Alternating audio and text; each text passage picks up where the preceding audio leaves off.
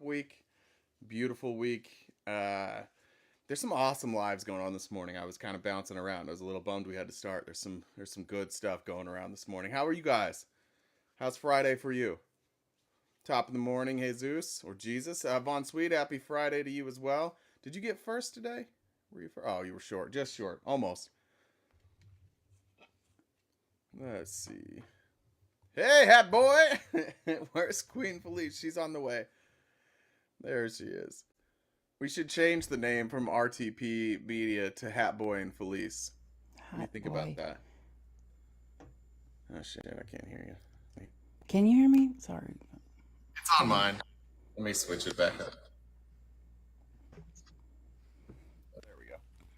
Good morning. Good Couple morning. new mods this morning too. We got some new mods, so be ready in the comments. If you suck, you might get muted. Who quickly. are they? Let me remember. Let me see. Get the list of everybody. Jen and I talked last night. Just yesterday's comments got a little. Whoops! I just went into mod VC on accident. That's not great. I don't know how to get out. I don't know what to do right now. How do I get out of mod VC? Guys, tap the screen.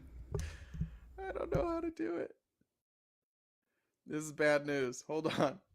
There we go. Where was that? There it was. We added Danny and Benny and Tilly, and I feel like there was one more, and M. Yeah. So thank you guys for volunteering to help out and monitor the comments. Appreciate it. I like that color green. What do we call that? It reminds me of like Colgate toothpaste. There we go. And I muted it. Okay, cool. Teal. We just call that teal. That's the color. I want to show you It's guys. not. This is not teal. This is They're like saying green. teal. This is. And then I heard Kelly green. This is Kelly green. yeah. Like That's Irish, definitely right? more Kelly green. This is not teal. Can I show you my shirt? I It's found Kelly this green. Kelly green's probably the actual right color. Now that I couldn't think of that, but now that it's said, I think that's what it is. I found this shirt from when I was it was my dad's old sweatshirt, and I don't know why he decided to give it to me. But this is the logo from. Let's see if I put that down. From like when I was like 10 years old and played soccer. And the That's guy cute. that made the logo like just made a whole design out of Nike swooshes. So I'm representing the Utah Valley Rangers. This sweatshirt smells like mothballs though. It's not a great smell. Thank you. I hope you guys enjoyed that sweatshirt. If you'd like, we could probably recreate this and sell these. It's probably my favorite one. Well, did we already have a guest request? Oh.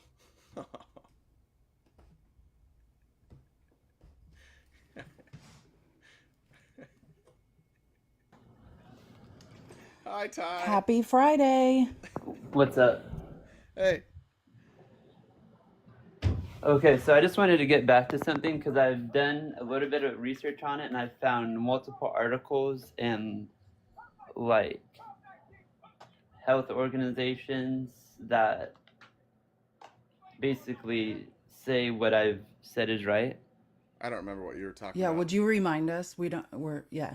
So I was talking about when there is a noticeable heartbeat. Okay. And I found multiple articles. I can give them to you. You can say whatever. Just tell me what they say, and then you can give them to me. Or just tell us the website you're on and the name of the article too. We can look them up.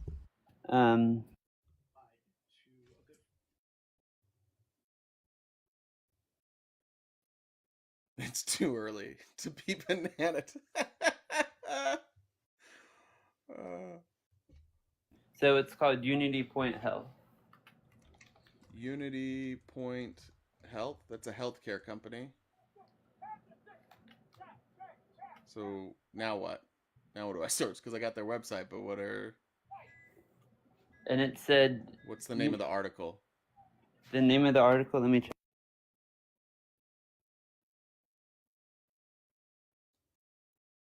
It's called unitypoint.org. Yeah, I know, but The We name of need the the article. name of the article so we can, that's the website. Guys, keep tapping the screen. Again, we're on Jay's backup, so if you could help us tap the screen so we can get to the For You page and get opposition easier, we It would really said, appreciate it. are If you, you'd like to donate, here's the Cash App and Venmo. You can give us a message as long as we do not get banned. We will read it. Any questions, comments, concerns, jokes, whatever. Sorry, Ty, go ahead now. it said, are you listening basically to your baby's heartbeat is the name of the article. Okay, let's see.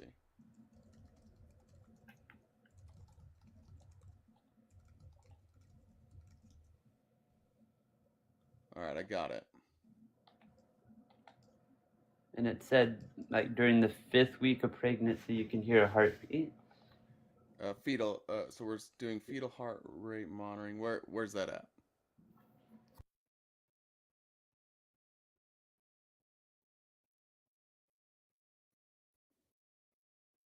Go down to, like, the middle of it, and you'll see where it starts to talk about it. Do you see what I'm talking about? Yeah, that's what we said. We already said this. This doesn't back you up. We said like in the 6th week, it's still forming. This doesn't Yes, back you up. but it is a It literally heartbeat. says this. Wait, during. Did you read the second sentence? During the early period of pregnancy, the heart begins to beat in the 5th week of pregnancy. This period is when the baby's heart and other organs begin forming. They're not formed yet. There's no heart. But it is a heartbeat. They are saying We explained this to you. This isn't you being right. This is you confirming what we told you. yes, that there is a heartbeat, whether you want to But recognize that. there's no heart, and what you're hearing and the sound that you're hearing is produced by the machine. No, Yes, it's an electrical impulse. How can I've you have a seen, heartbeat without? Wait, Ty, how could you have a heartbeat with no heart?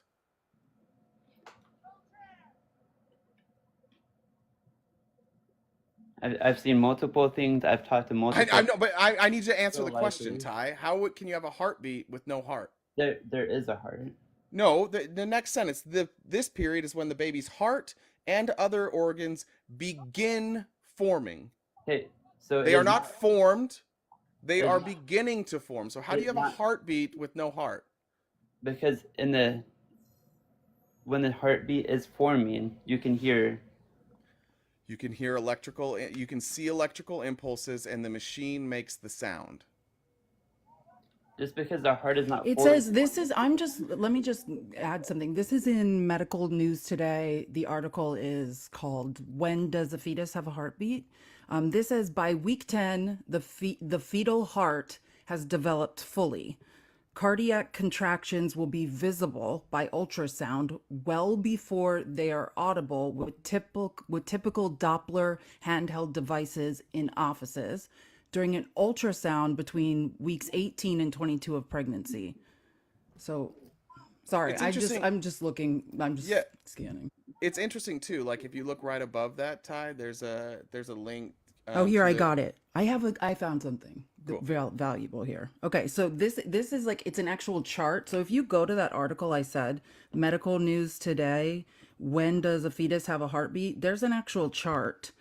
So it says week 5, because I think that's what Ty's talking. The developing heart is made up of 2 tubes that have fused in the middle, creating a trunk with 4 tubes branching off.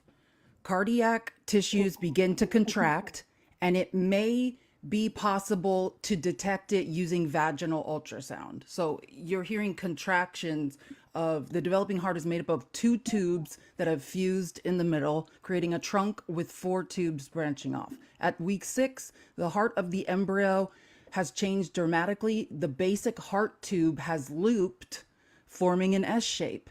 Week 7, the pumping chambers or ventricles and receiving chambers or atria of the heart begin to separate and develop.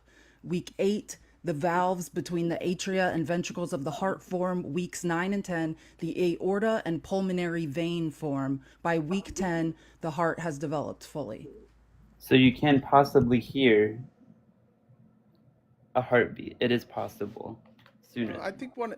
No, I think even like their own on Unity Point Health, which by the way, I did go and check. Like, this is a pro life uh, Christian organization, and they're saying fetal heart rate, which is interesting here. And they keep saying things like the heart begins to beat in the 5th week of pregnancy, but they're saying that that's according to the College of Obstetrics and Gynecology. And I went to the website that they are using as their source, and their source is saying exactly what Felice's saying. In fact, they call it a fetal heart tracing. They don't call it a beat in the source that they used. So for some reason, and we all know why, because they're just pro-lifers, and pro-lifers do one thing really, really well: they lie. So they changed the wording here and said heartbeat when the source that they're using doesn't say that. Why do you think they wouldn't use the wording that the source that they're pulling this information from used?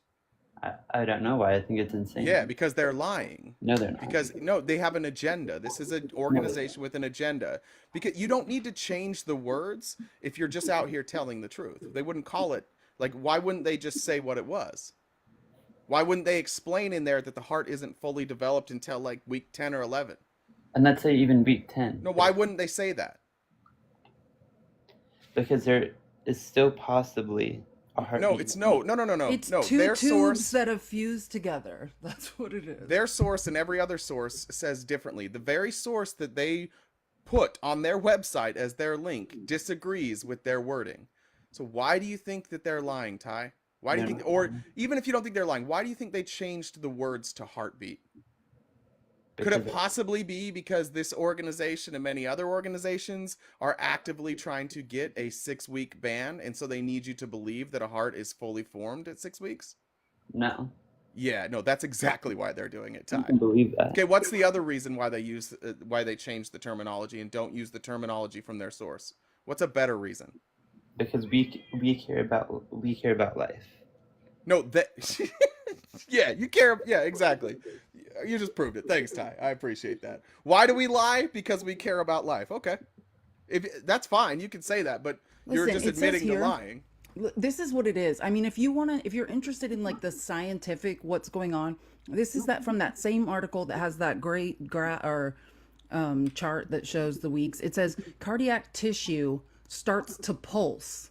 That's what you're hearing. Cardiac tissue starts to pulse around 5 to 6 weeks of pregnancy. So there is a pulse that could possibly be a heart. No, again, week 5. heart. The developing heart is made of 2 tubes that have fused in the middle. There's no You're heart. trying so hard. It's And let's say week Ty, 10. just abandon this stupid belief system. It's gonna make you miserable the rest of your life. Stop So it. let's No, say- Ty, no, I'm not gonna let you keep going. Like, this is so obvious. Look, Like, I don't want to talk. I don't want to keep arguing about this for like, we want to have a good time today. The source that you gave us doesn't agree with you. The source that you gave us doesn't agree with what they said. The source that Felice is giving has now proven otherwise. Like, your entire source was a web page, just somebody's opinion. That's all it was. That was your whole source. And the sources that they gave were this is how we formed our opinion with this source. The American College of Obstetrics and Gynecology says differently. So again, it's fine, Tyler. Like, you've already told us what the game is. Like, we lie because we want our way. And that's kind of a conservative Christian thing to do, like lying for the Lord or lying for the cause. It's okay to lie. It's okay as long as what you're doing you really, really believe in, right? and let's say even week 10. Right? Right, Ty? Is that what you're saying? It's okay to lie as long as you believe in it? You believe in the cause? We're not lying. So let's No, say you are. What are you doing then? Why are you not using correct terminology here? I believe we should always use a heartbeat. 2 tubes fused together. Hold on. He said, I believe we should always use a heartbeat. Well, at week 5, 2 tubes are fusing together. And let's get to another argument. Let's say yeah, even let's say do Ty. let's say even week 10. Is it okay to end that baby's life? Absolutely. No. 100%. No. Why is it Okay. okay? No, Ty, I really want to make this clear. You never have to have an abortion. You don't. You just don't get to tell women what to do with their bodies. We're You not- don't have to have an abortion, Ty. Just to be clear, no one's forcing you to have an abortion. But women can make choices about their bodies. I have bodily autonomy. You But it's cannot not their tell me bodies. that I have to keep something alive with my body fluids. But it's not your body. It is my body, Ty. Whose body It is it, very Ty? much is my body. And if the two tubes fused together at 5 weeks can live without my body, then I welcome those two tubes that are fused together to do that. But if it requires my life force to keep something alive, then it is very much my body. When then another human is inside of a woman, it is not your body. It is Listen, someone else's I don't body. think you're an It is expert my on being body. inside of a woman, Ty. I don't think you should be the one talking about what it's like to be inside of a woman. You don't. Women do not get to decide if they want to end another person's life just because they want to. Turns out they do in every state too. In virtually every state, and they're fighting for it more and more. And What it's about wildly Texas? and it's wildly popular, and What it's about costing you Texas? guys elections. But it turns out that women can choose. What Turns about out, doesn't it, Texas? Ty? What's Can that? they, are they allowed to in Texas? No. Okay. Right. Go be with Texas then, Ty. See how that works out for you. I think Texas, everyone should strive Yeah, to be no- like Texas. Yeah, Handmaid's Tale. That's what you're going for, right? The thing is, Ty, is I understand that for you, it makes sense to want to control a We woman's don't want to body and want to control. control whether or not they give Yes, birth you because, do. like, your only real shot of like finding love and happiness is if you find somebody who's submissive and can't talk back to you and correct you. Because what you say is remarkably uninformed. And I get that. And I Oh, understand why looking at this world, you're like, oh no, don't give women more freedom. But unfortunately, in this world, we're going to give women the freedom that they deserve. And that freedom includes deciding when and who gets to use their resources. That's their choice. It doesn't matter if it's you, if it's me, if it's a fetus, doesn't matter. They're their resources, it's their choice. can men decide when they want to? Yes, Can men can decide when and who uses our resources. Absolutely. can a Ty, is there any scenario where I can use your resources, like your bodily resources? I can use your blood. I can use your organs without consent. Oh, he left. He went bye. I honestly don't remember. I'm not trying to be a dick here. I just don't remember. I haven't seen Thor in a long time, and he's in the request. I don't remember if we banned Thor or. No, I don't remember. my memory is the last time he was here, actually he wasn't that bad, but and I apologized to me, but There you go. Well, but that if you're asking if we have some like ongoing thing, I don't think so. Not that I never remember, and I have a pretty good memory. there we Good go. morning, Morning. RTP and Felice. Nice to see you again. You too, buddy. What's up? I think you guys, I think I agree with Ty. I think that a life is a life, doesn't matter if it has a heartbeat, it is still a life. And everyone should cherish a life. How much And we how shouldn't much destroy input a life, Thor? right? How much input Thor do you think we should have on the decisions you make with your body? Well, How much do you think the government should be involved in what services or what medical procedures you can undertake? Do you think that the government should be involved in that? no, For I you. don't. I don't think the government should be involved in anything. They Perfect. should We all not be agree. involved Perfect. in We all agree. having to tell that a person to have Perfect. an So we abortion. agree But then, I Thor, also right? think So we agree, right, Thor? The government should be involved in no medical decisions for anyone. Yeah, So Yes. I agree. even I if you agree. agree with even if you agree with Ty and you think that everything he's saying is true, which is fine, you also recognize that Felice should have the right to make those decisions herself, and the government shouldn't be involved, right? I think to a point. Well, what This is point? where You we said divide. they So then shouldn't be say involved. no, This because is you but just this is said where the we government divide. should not be involved in medical decisions. Period. No, I didn't. I don't think it's the government should be involved. I think that. Yeah, the government should not be involved. Correct. I think Yes that- or no? It's not but. There can't be a but. If you don't believe the federal government, right? You're a Republican, the party of small government. Do you or do you not think the federal government or state government, any government should be able to make medical decisions, mandate medical decisions, including vaccines? Like, I don't think anybody should be forced vaccinated either. But I think too. there's a point that the government should What's that point? to protect the women against like say the woman gets I don't know if I should say the word, but R If it's going to or get our life in trouble, then the answer no, is no. I don't want to say it. That's why the R word and Great. or yeah or the something that's or medically. I think women should have the ability to have Yeah, the but abortion. wait, but But Thor, if the they question. going Wait, Thor. around Wait, hold on. downtown, Wait, Thor. making Thor. The question she asked you No, was, he's when do you he's think the slut shaming government women should again. be This is what involved? he likes to do. no, I'm not slut shaming. Yeah, you said going around town. Thor, you yourself have screamed at me on a live to close my legs. So please don't act like you weren't just saying what I heard you say. Well, I think the real crux of the problem is people need to have responsibility for their bodily function, their body actions, and make the right Yeah, but decision we're when asking to you, have a Thor. baby But and when Thor, not to no, have a wait, baby. Thor, no, wait. The question we're asking that you refuse to answer is what is the government's role in all of this? You keep just telling us what you think. I need you to tell me that you think the government should be involved in medical decisions. You either agree with that or you don't. And I did. I think I did say it to a Great, then point. you are To a now point. pro-choice. Welcome to the To team. a point. No, not to a point. What do Why you mean is to a it there to a point? point? What do you mean to a point? You think the So you government? can only have. Okay, Thor, what's an instance with you where you think the government should be allowed to make a decision on your body? Where should the government be able to make choices for you, If Thor? it's Just okay, you. so if my wife was to have No, no, Not your wife. We're you. talking about well, you.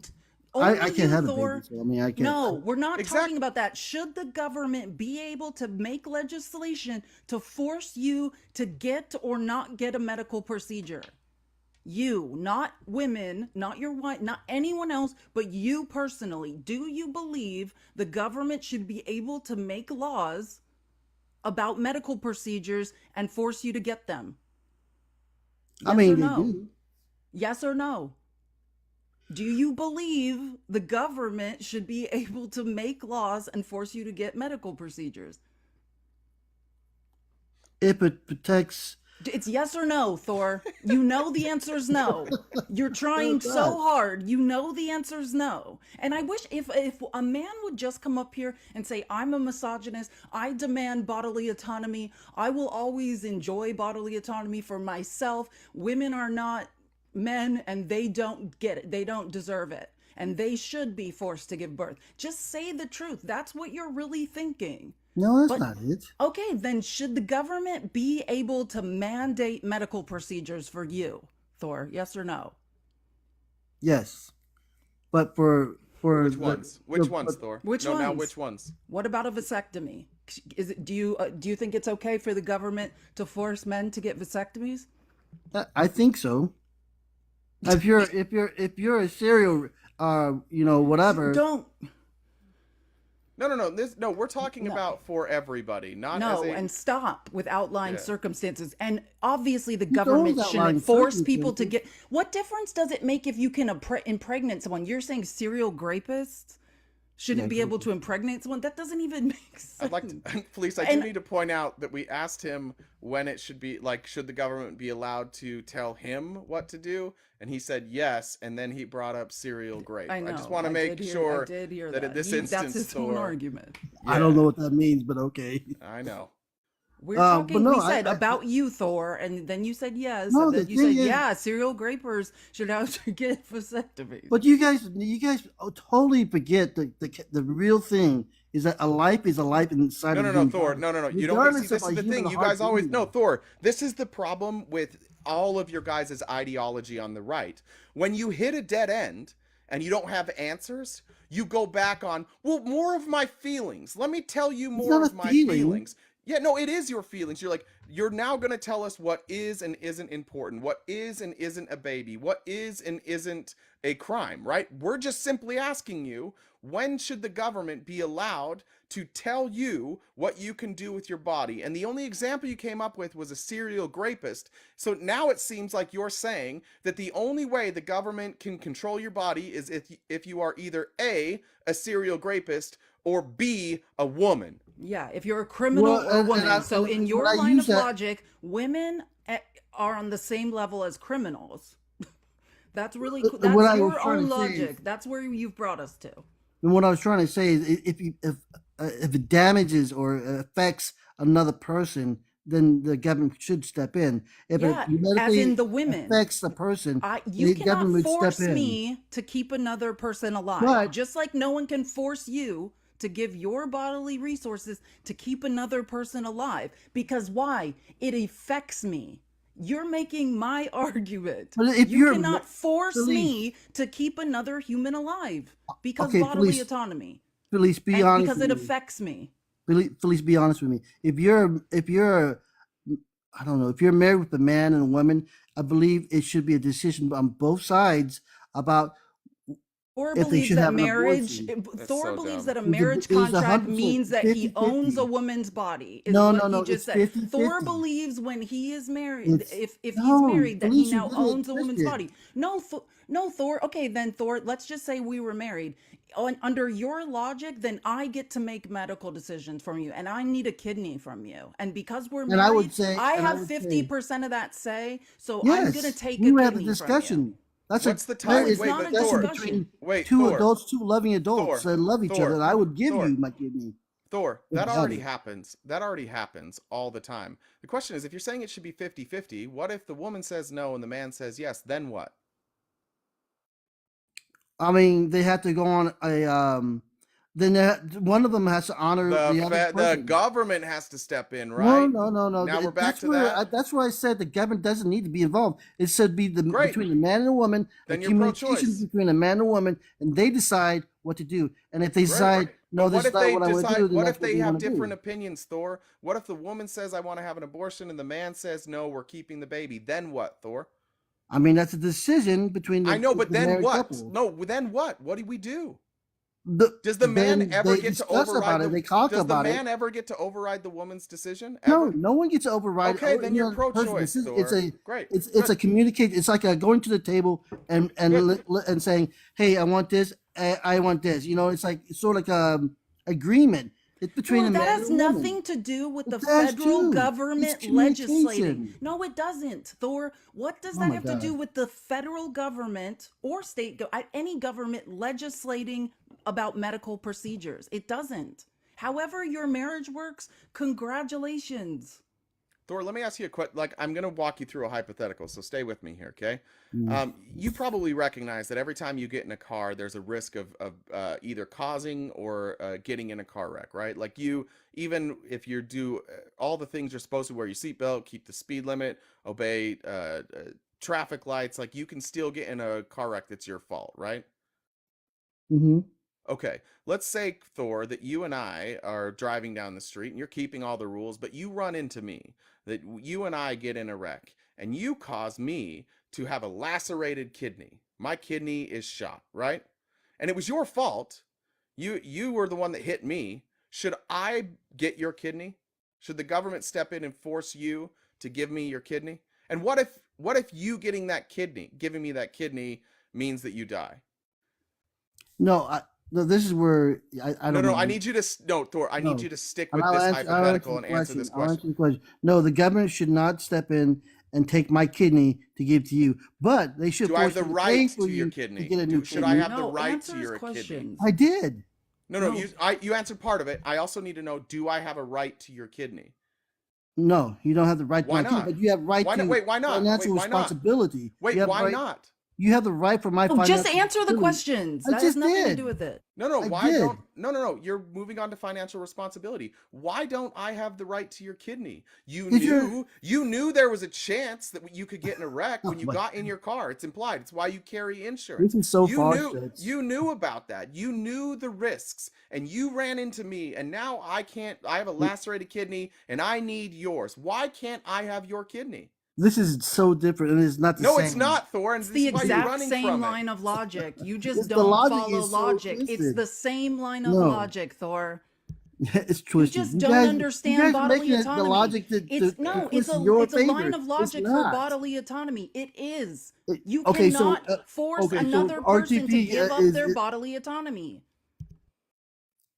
so RTP is just driving down the road, and I'm driving down, and we don't know each other, and I get in an accident, and I have insurance, which Mhm. is the law, and he gets injured.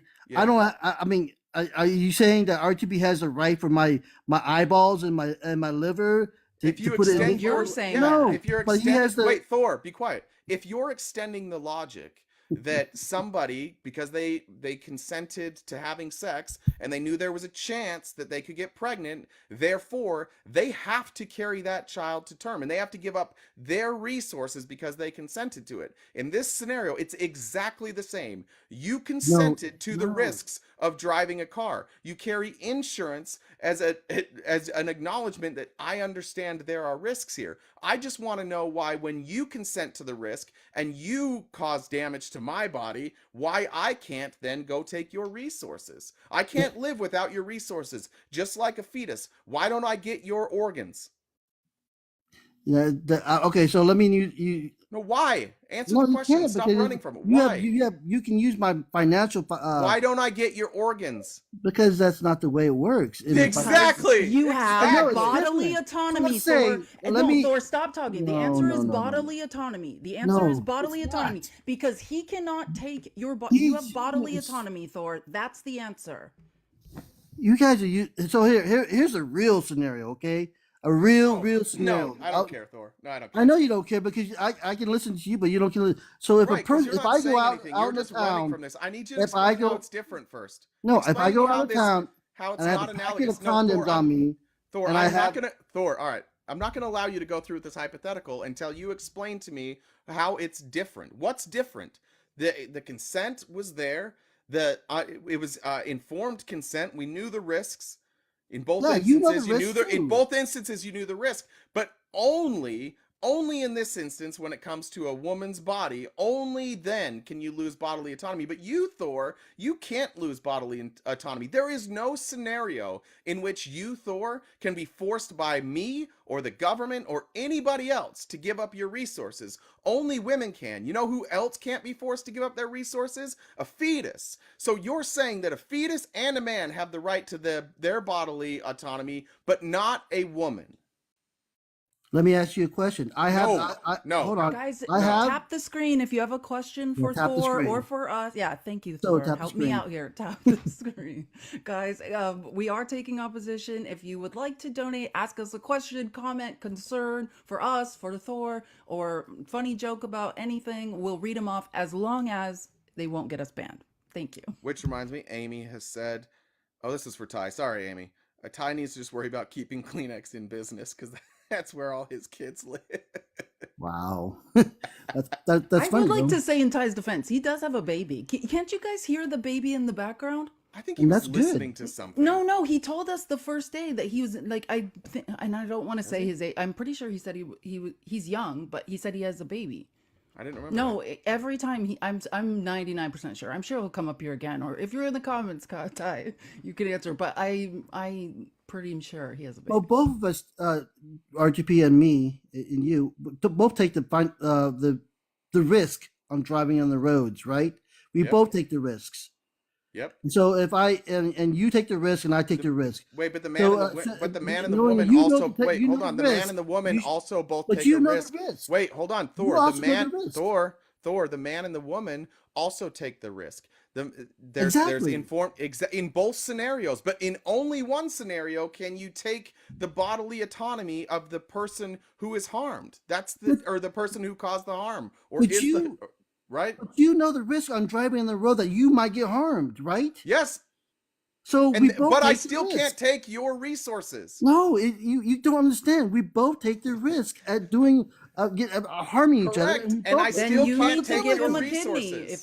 If you're changing your mind, then you need no. to give him a It's kidney. we both take the responsibility because we both take the risk.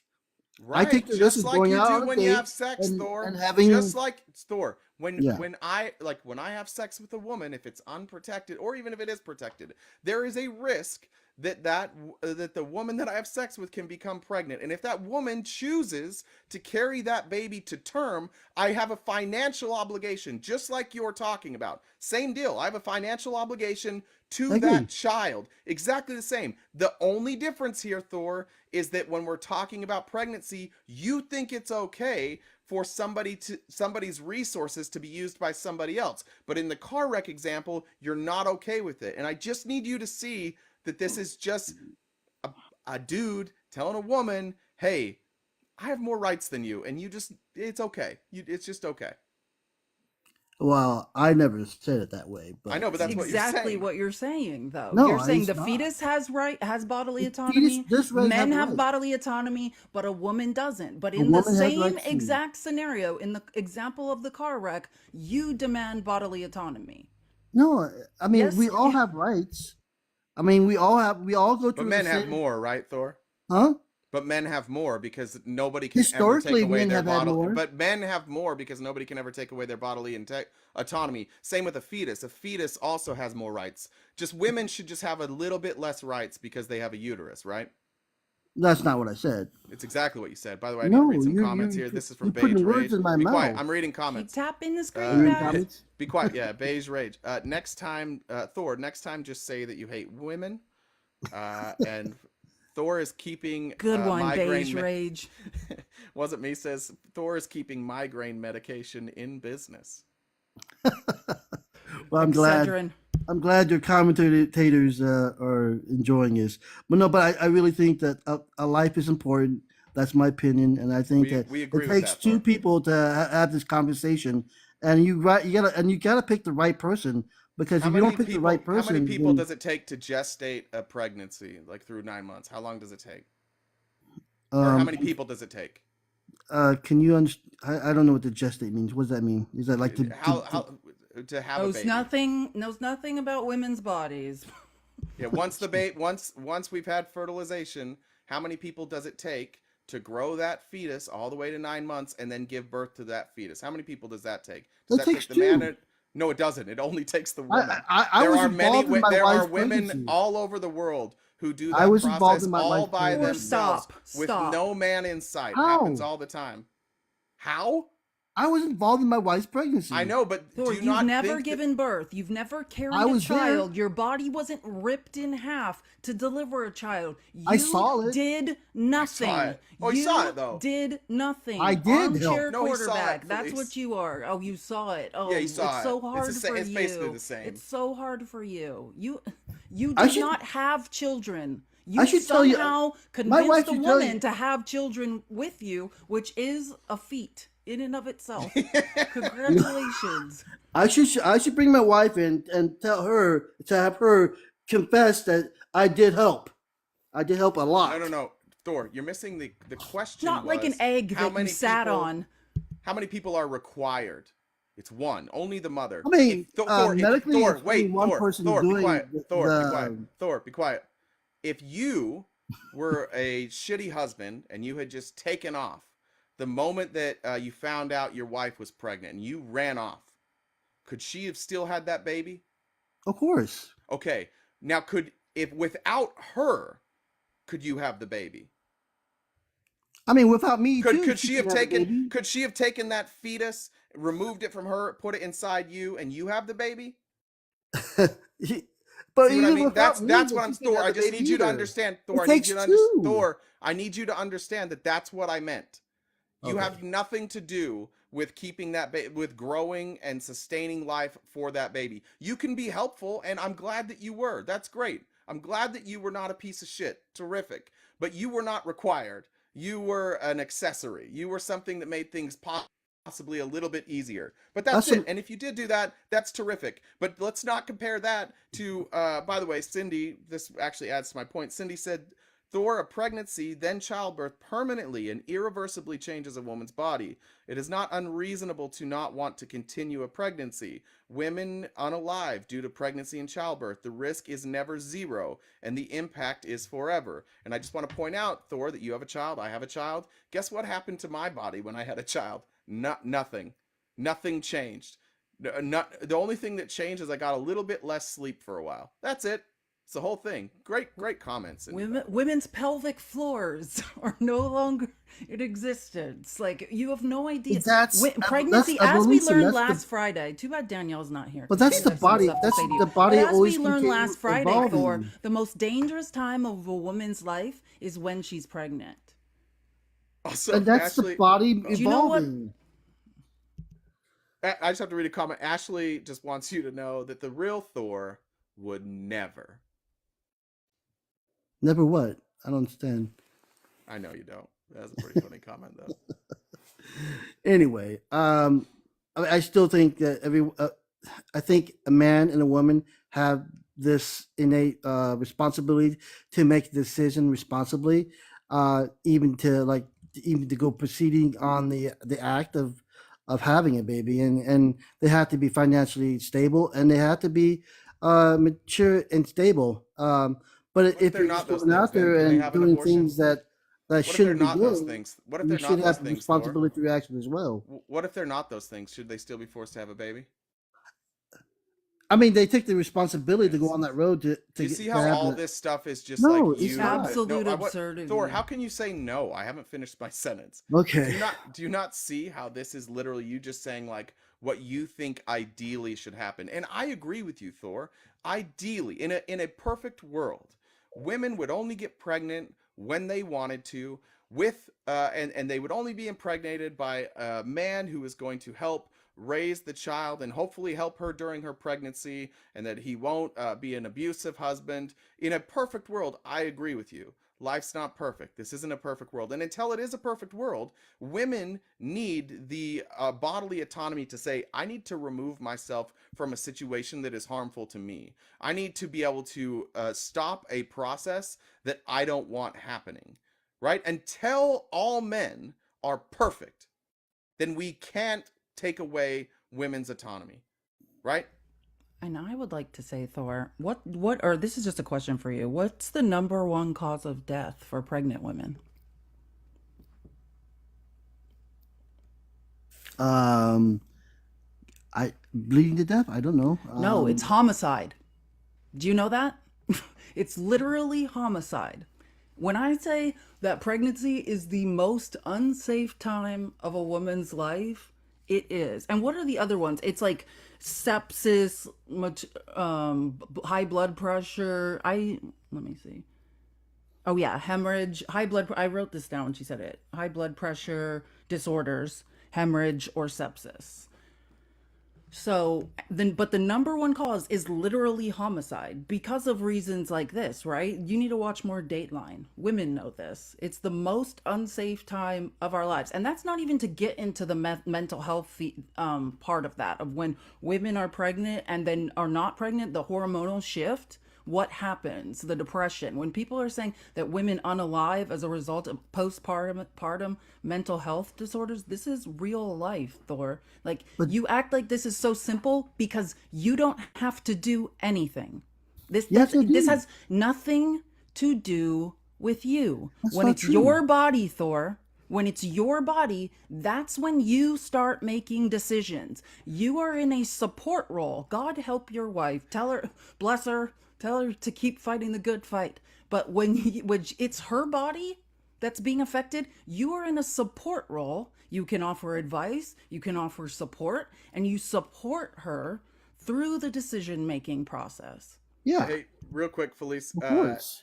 I'm Dad, and what is this? Just commented that they're trying to eat lunch, and they have a delicious lunch in front of them, but Steve Bannon is killing their appetite. They're little. They don't want to keep Oh, staring at you guys, Steve wait till you Bannon. guys hear what I want to tell you guys about Steve Bannon. It's Steve Bannon Day. But Hey, Thor, it's nice to see you guys. But I you too, mean, bud. Take care of yourself. I still think a life is a life, and it takes two people to make that decision. Including women's Hold on, lives. You Felice, just hold don't on. count women's lives, is the problem. Men should always be in a support role for their wives, so they don't have that homicide or that thing that you said. I That's agree. why If I. your wife decides to go get an abortion, you should That's drive your wife to get the abortion. You should stand there. You should sit there and hold her hand. You should be there as she recovers. I You would should try. support her. You should also support her emotionally. I agree with you, Thor. Men should be better. We should But be I would better. also, and I also waited. I abstained for having a sex till 26, knowing I had that responsibility on me Yeah. not to be. I didn't want to be a deadbeat dad, and I didn't want to have kids like me in an orphanage. So I wanted them to have a loving family, and that's Agree. the You're basic saying thing. women who have children or women who have children younger than 26 are deadbeats? What are you Women who talking are about, young and have Thor? children have That's the what have you the said. women that have early birth have the probability of having kids that are more incarcerated or more in trouble. or less. Yeah, It's yeah, higher. exactly, Thor. Men need to be better, and until men are better, we cannot take away the autonomy from women. You're right. Yes, men should stick around if it's like if a woman Exactly. takes yeah, I agree with You're that. making an And I think argument there should for be choice, Thor. That's the argument for choice. I am the result of that. Like that's one of the reasons.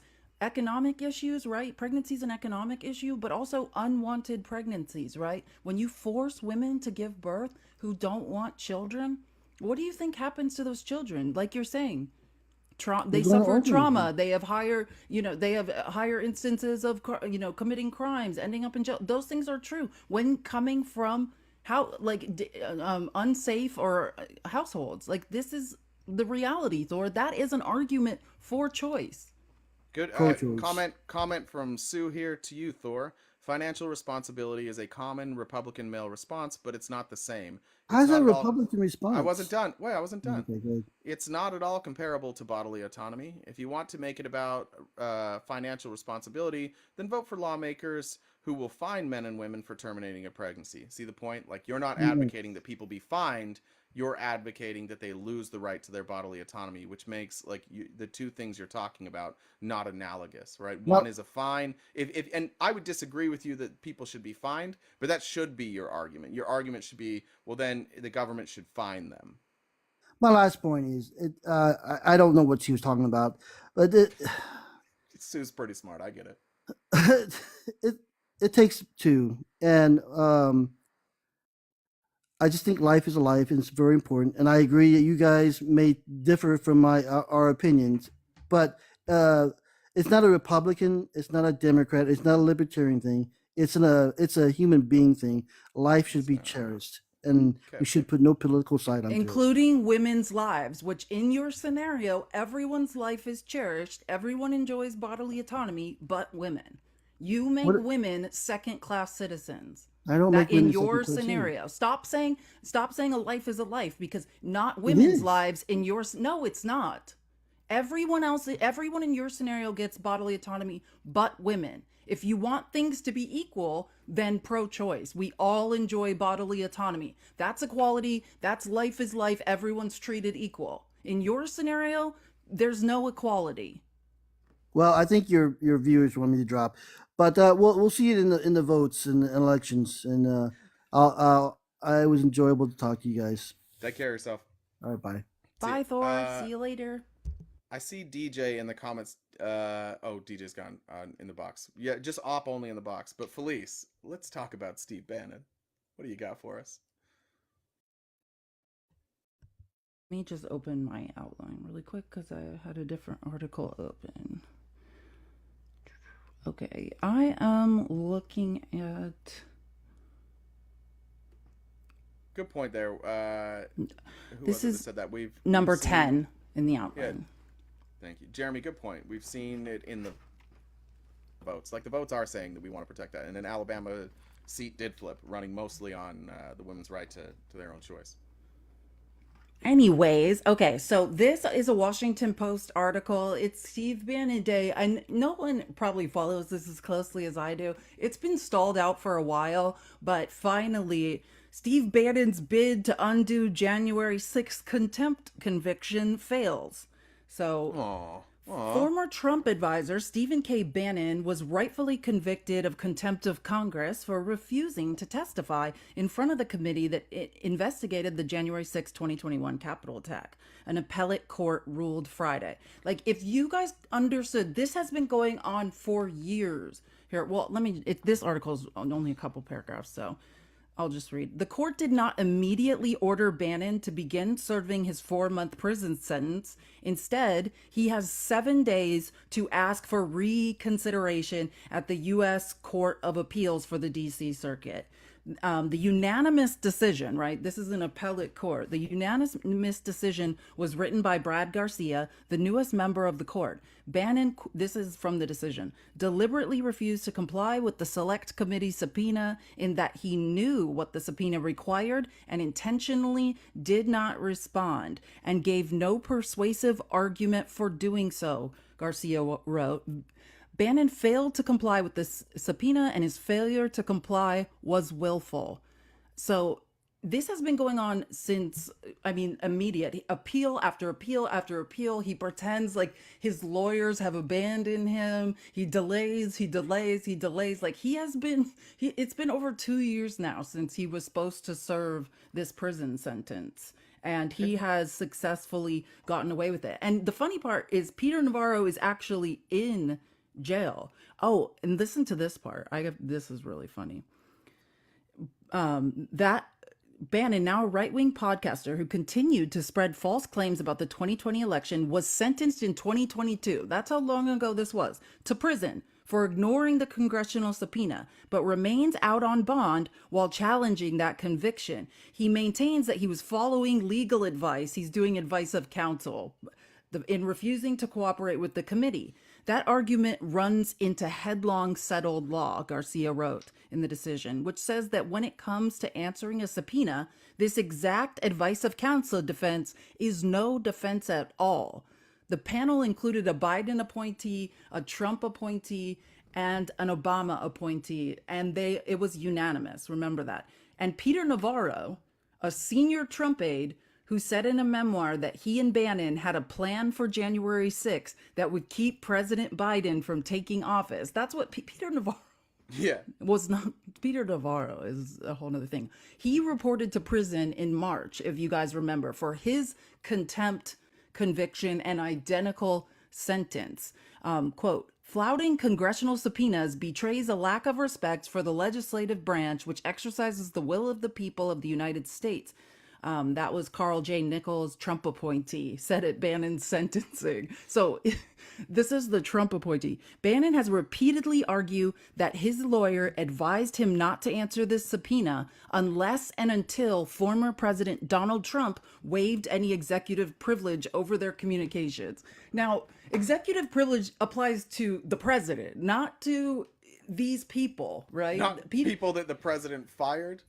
Yeah, like years spoke before? to. Yeah. Okay, And got it. Trump made the executive privilege argument and lost, right? Like Right. that was also adjudicated. He himself doesn't even enjoy executive privilege.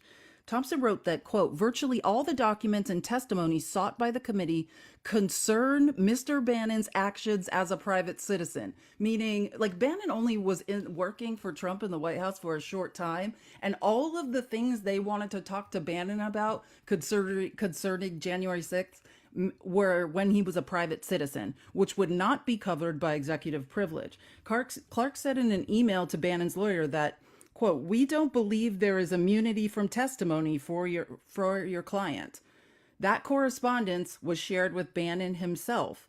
Neither those communications nor opinions from Justice Department lawyers who advised the White House, quote, purported to authorize Bannon's refusal to produce any documents or appear for his deposition. So meaning neither Justice Department lawyers, like he's claiming that he was told by someone, and they're saying no, and there's emails that say the opposite. Quote, reliance on advice of counsel is no defense to a charge of deliberate intent failure to appear pursuant to a lawful subpoena, meaning advice of counsel defense is not a defense when you are dodging a subpoena.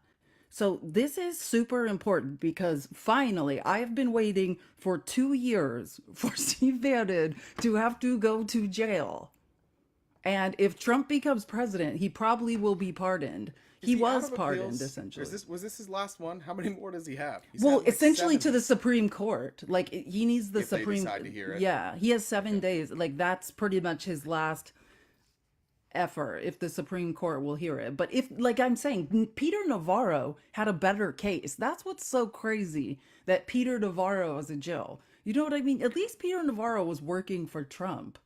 Like Steve Bannon's slick. Like that's what I'm saying. Yeah. That's what's so crazy. When Peter Navarro went to jail, it became so obvious that for some reason he gets if Peter Navarro is in jail, it's a crime that Steve Bannon is not in jail. And finally, it looks like he is going to end up there.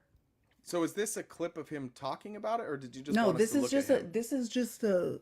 I just wanted to put it I wasn't up. sure. No, I appreciate that the more trouble Steve Bannon gets in, like the more pictures of Jesus he puts up. Like It said anytime you see a right winger start getting like really, really into Christianity, it's usually because they're in trouble. Can I show you a clip that I don't know if you saw? I Yeah. added my notes at the bottom later. Number one, it's a video from Twitter. Do you see that? Vivek finding out he's still on the outside.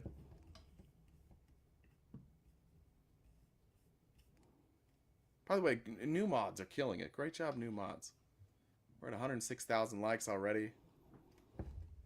All right, have you seen this yet? Who I think has some thoughtful perspectives. I think I'm not sure what it is. I didn't look. I'm not even going to introduce somebody who I think has some thoughtful perspectives on the future direction of our country, of our conservative movement, and on this question of nationalism and national identity. Somebody who's Oh, hold on. fascinated Sorry, I by knew the I was long not term. doing something right. Hold on one second.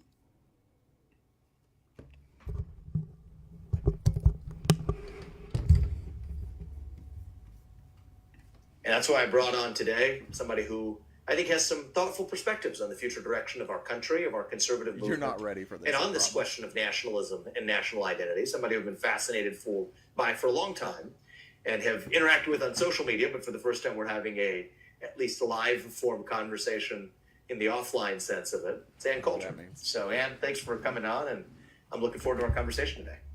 Me too. They're Thanks like for the same having me. That was a person. fantastic opening monologue. You're going to be surprised. They're not. I too am No, a I know. fan Does she of hate him? yours, so I'm going to make a point of disagreeing with you so that it will be fun. Yeah. You are so bright and articulate, and I guess I can call you articulate since you're not an American black. Can't say that about them. That's derogatory. And that was a great opening segment. Lots of things to talk about there. Oh, and I agreed with many things you said during. In fact, probably more than most other candidates when you were running for president. But I still would not have voted for you because you're an Indian. We'll get back to that. That's the whole thing. Let me. I don't. And then Vivek's like, instead of getting mad, Vivek later, after this interview, obviously, like, right there, just looks, after the interview, goes to Twitter to dispute, like, to argue with Ann Coulter? No. To say this. Ann Coulter told me flat out to my face that she couldn't vote for me because you're an Indian. Even though she agreed with me more than most other candidates. I disagree with her, but respect that she had the guts to speak her mind. It was a riveting hour. The Truth Podcast is back. She said something racist, but I, Vivek, applaud that, and I respect it, because at least she let her racism come out and didn't keep it on the inside. And I guess maybe there's like a little bit of truth to that, but I just a find reminder. it fascinating what a minority will do to try to be to be validated by the Republican Party. Like when he was campaigning, I mean, I don't have the videos anymore, but there were so many times, particularly during the Iowa caucus, when he was talking to Iowans at his events, when racism was just hurled at him. I mean, you could see him. It was like he was physically slapped across the face, and he would just have to like smile through it and be like, yes, this is the Republican Party.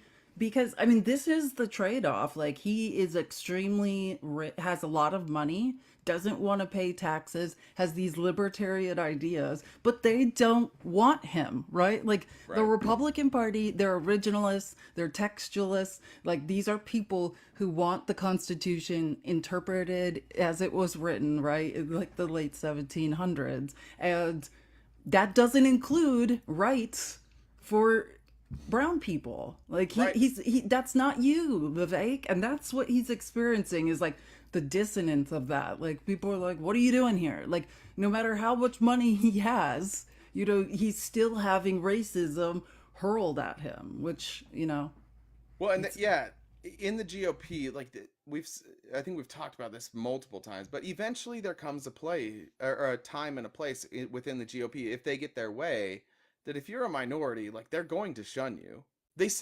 You're useful to them for votes. You're useful to them so that they can tokenize you. But when it really boils down to it, just like she said, people won't vote for him just because he's from India. If you Vivek is on like this VP audition tour right now. He's all over the news yesterday, all over my Twitter feed. And They he all are. It's so sad, the things these people are saying. the more I watch him, the more I'm convinced that he's not terribly bright, but he is like a confident speaker, which is all you need when you're a Republican. If you go to number 4, there's another Twitter video here.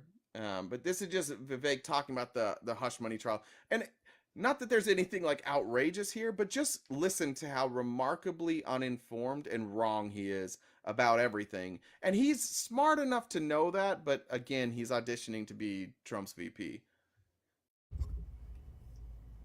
Here to believe Alvin Bragg's argument, his whole point is that Trump should have used campaign funds to pay personal hush money. If Trump had used those campaign funds, that allegedly would have been a more solid case than the one they have against him now. They were going to get him going or they were going to get him coming.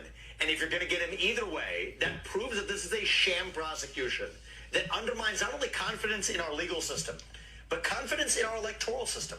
This is a form of election interference, and I think it is important that people see through that for what it is. I think most Americans will, and I predict this is going to backfire for the wing of the Democrat Party that tried to play these shenanigans in the first place. One of the big questions, Vivek, is can he get a fair trial in New York? Axios writes the following, quoting here, of the jurors who said they couldn't be fair or impartial in the case, over 24 were white women, 1 Hispanic woman, 4 women of Asian descent, 14 were white men, and 1 man of Asian descent. 6 other jurors were unknown. I mean, do you think he can possibly get a fair trial in Manhattan?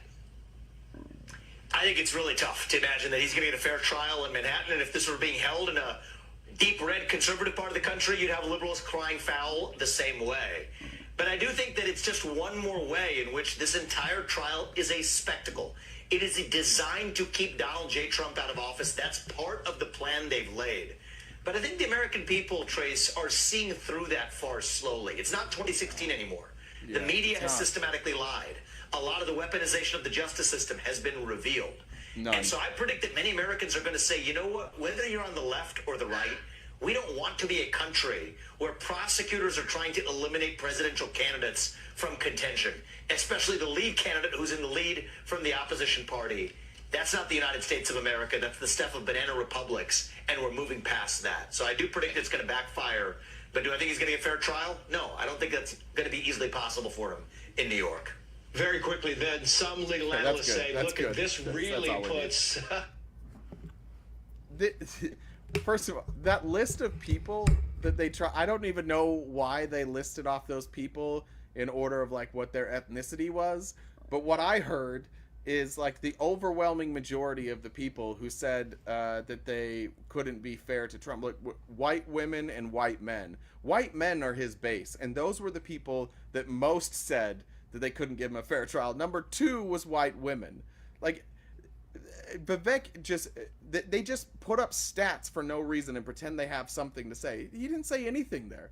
And I do want to know, though, did he nail what the case was about? He said that if Donald... that he has Alvin no Bragg's, idea. Yeah, he has no idea what the case is about. Like, and that's the truth. Like, the more...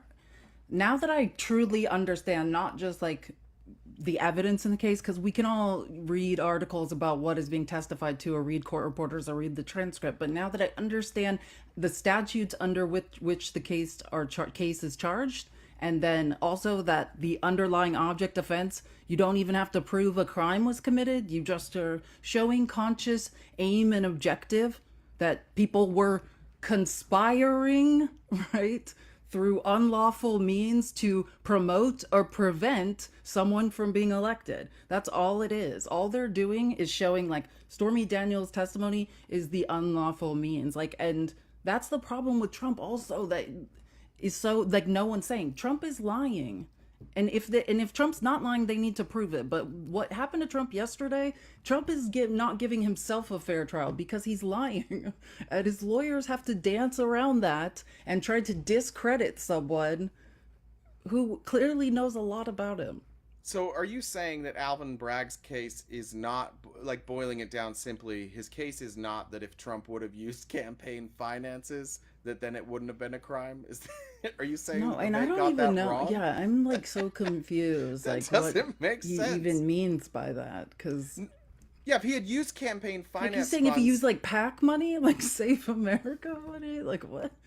yeah, I think that would it's be more worse. obvious. Yeah, that it would would be have been easier. worse. Like, would have been found out easier. But yeah, I mean, he has no idea what the case is about. That's why I don't like Vivek, though. It's like just talk fast, but it's completely empty. It's like however many minutes you listen, at the end you're just like, what did he say? Anything? No, No, he never. just always says something generic and then goes, I think the American people are going to see through every time. Every time. He does the same exact, like his shtick is so old. I can't believe people watch him.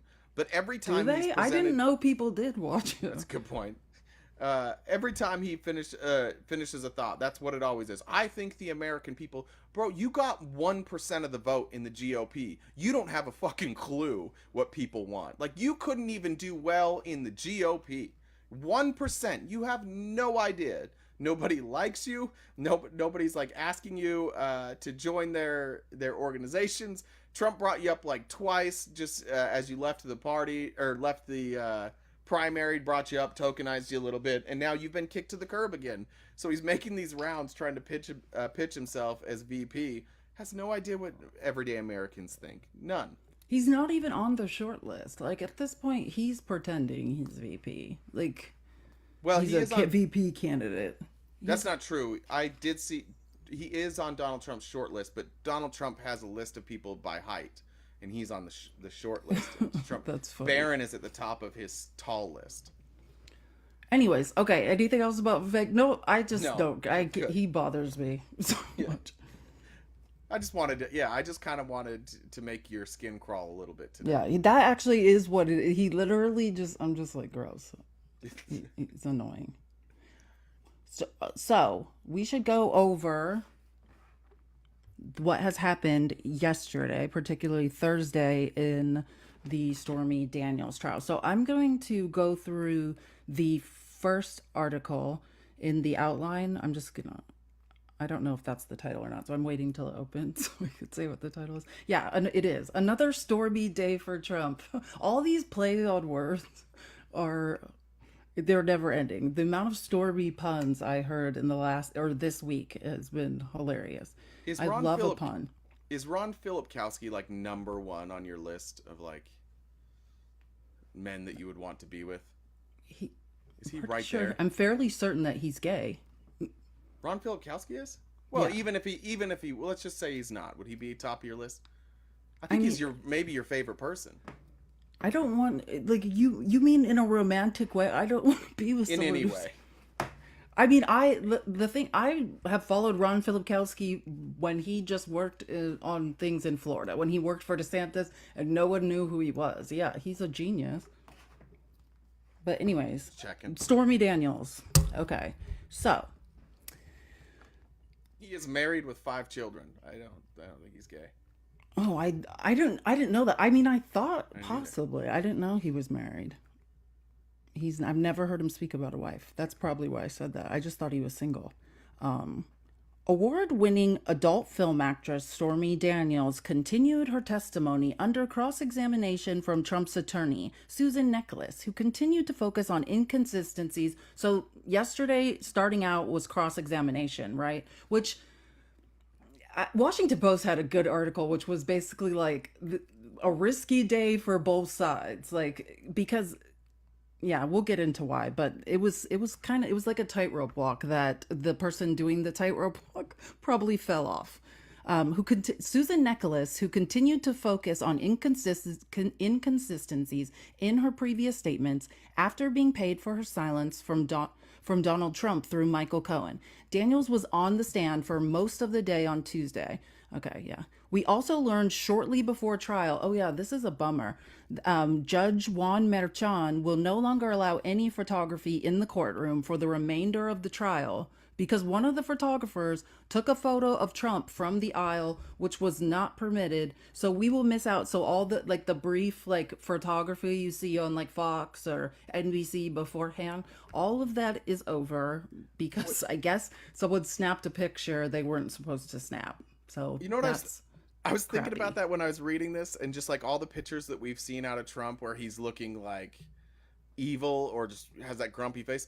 Those people with the cameras are 2 feet away from him. He's posing. All those pictures that you see from Trump in the courtroom, he's posing for all of those. This isn't like action shots. That's a decision by him of like, this is what my face is going to look like. I need to read a comment real quick from Jeanette.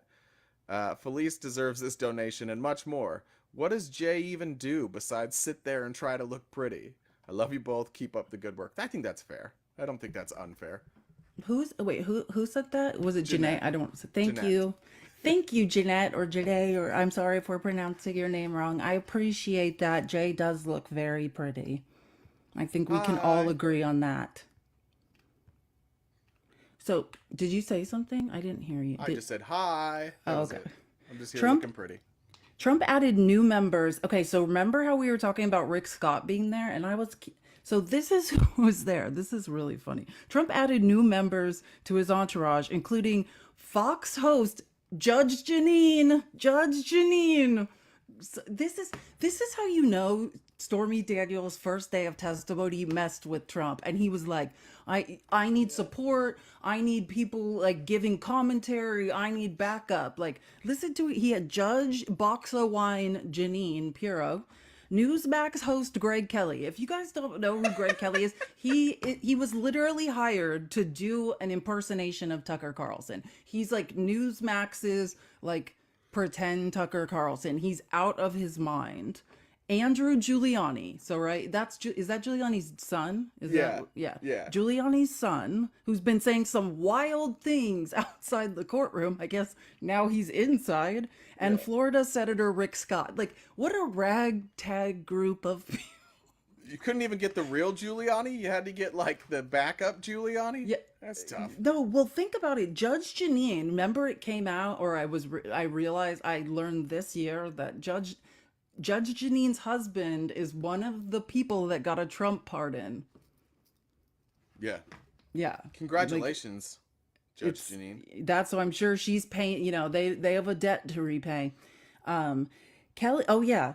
So Greg Kelly, the Tucker Carlson wannabe, he had to be ordered to sit down because he stood up as court began to perform a bow to Trump to make sure that Trump saw that he was there so he could get praised later by the bow? court leader. A bow? Yeah, like he wanted, like you're not allowed to stand up during court, and he stood up to like make sure Trump saw him, and like I wasn't there. I'm slight reading the description of what happened. I don't know if he's actually What a bowing, bunch of fucking losers. but Greg Kelly is a Trump sycophant. Like ultimately, that is what he is. Trump had a late night after he flew back to Mar-a-Lago on his off day from court to host the purchasers of his digital Trump NFT trading cards before flying back to New York. His last social media post was 2:20 a.m., where he called for Rupert Murdoch to be fired, or Rupert Murdoch to fire former House Speaker Paul Ryan from their board. And if you guys don't know why he's doing this, Paul Ryan announced that he's voting for Joe Biden.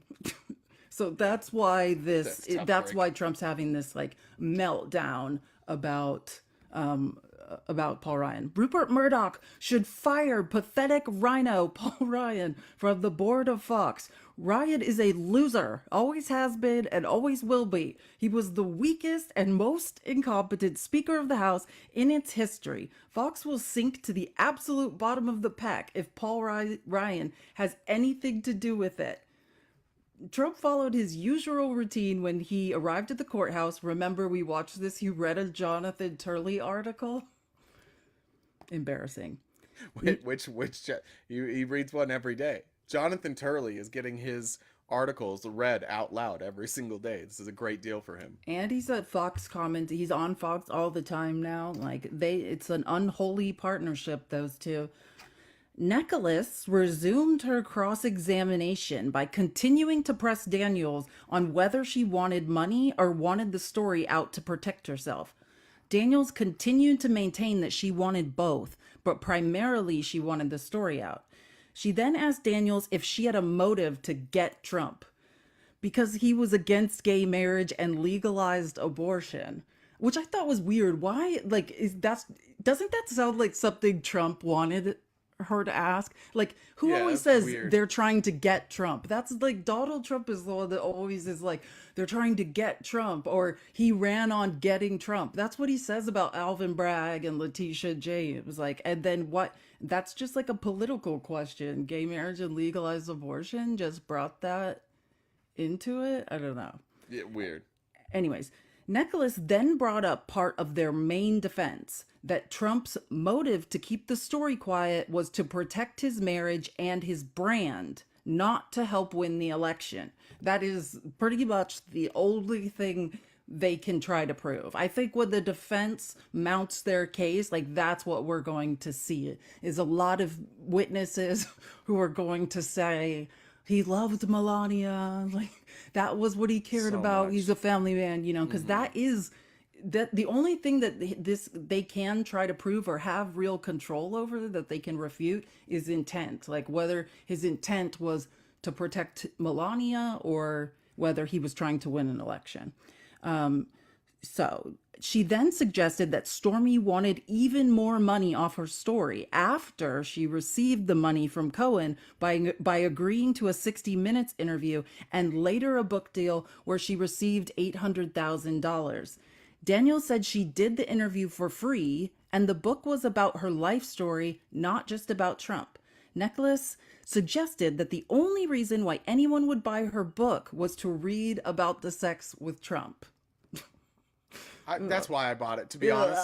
That's only why I would not buy it. That's why I bought it. Can you get a That's the version only where reason. that's not in there?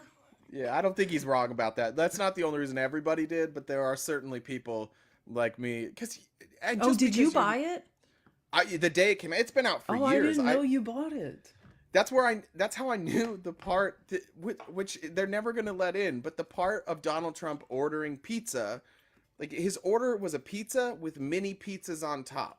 I don't really understand how. And then he That's why sang a Stormy song. was saying on the stand yesterday that she's still pissed about dinner. She was saying that. She was like, he said dinner, like, you know, and then he was like ordering and then he ordered a pizza. He's that guy. And sang a song to her, which was, "We're having pizzas with mini pizzas on top." I actually think that's probably one of the most charming things I've ever heard about Trump. You know what I mean? Cute. Like, that's actually, Yeah. if someone did that, like I was on a date and someone did that, I would think that was cute. That's probably the nicest thing anyone's ever said about Trump. There's a lot of mushroom pizza comments right now, and I appreciate them. I want you all to know that I appreciate them. I would have paid so much money to listen to this yesterday. Like, this seemed like it was such a good time in that courtroom. Stormy then said that she went on a strip club tour where the photo of her and Trump was used to advertise that. She said that was done by the promoter without her knowledge, and she was very upset that was used. Nicholas also asked her if she made $200,000 for appearing on The Surreal Life. Remember, I said The Surreal Life, and you looked at me like you didn't know what it is.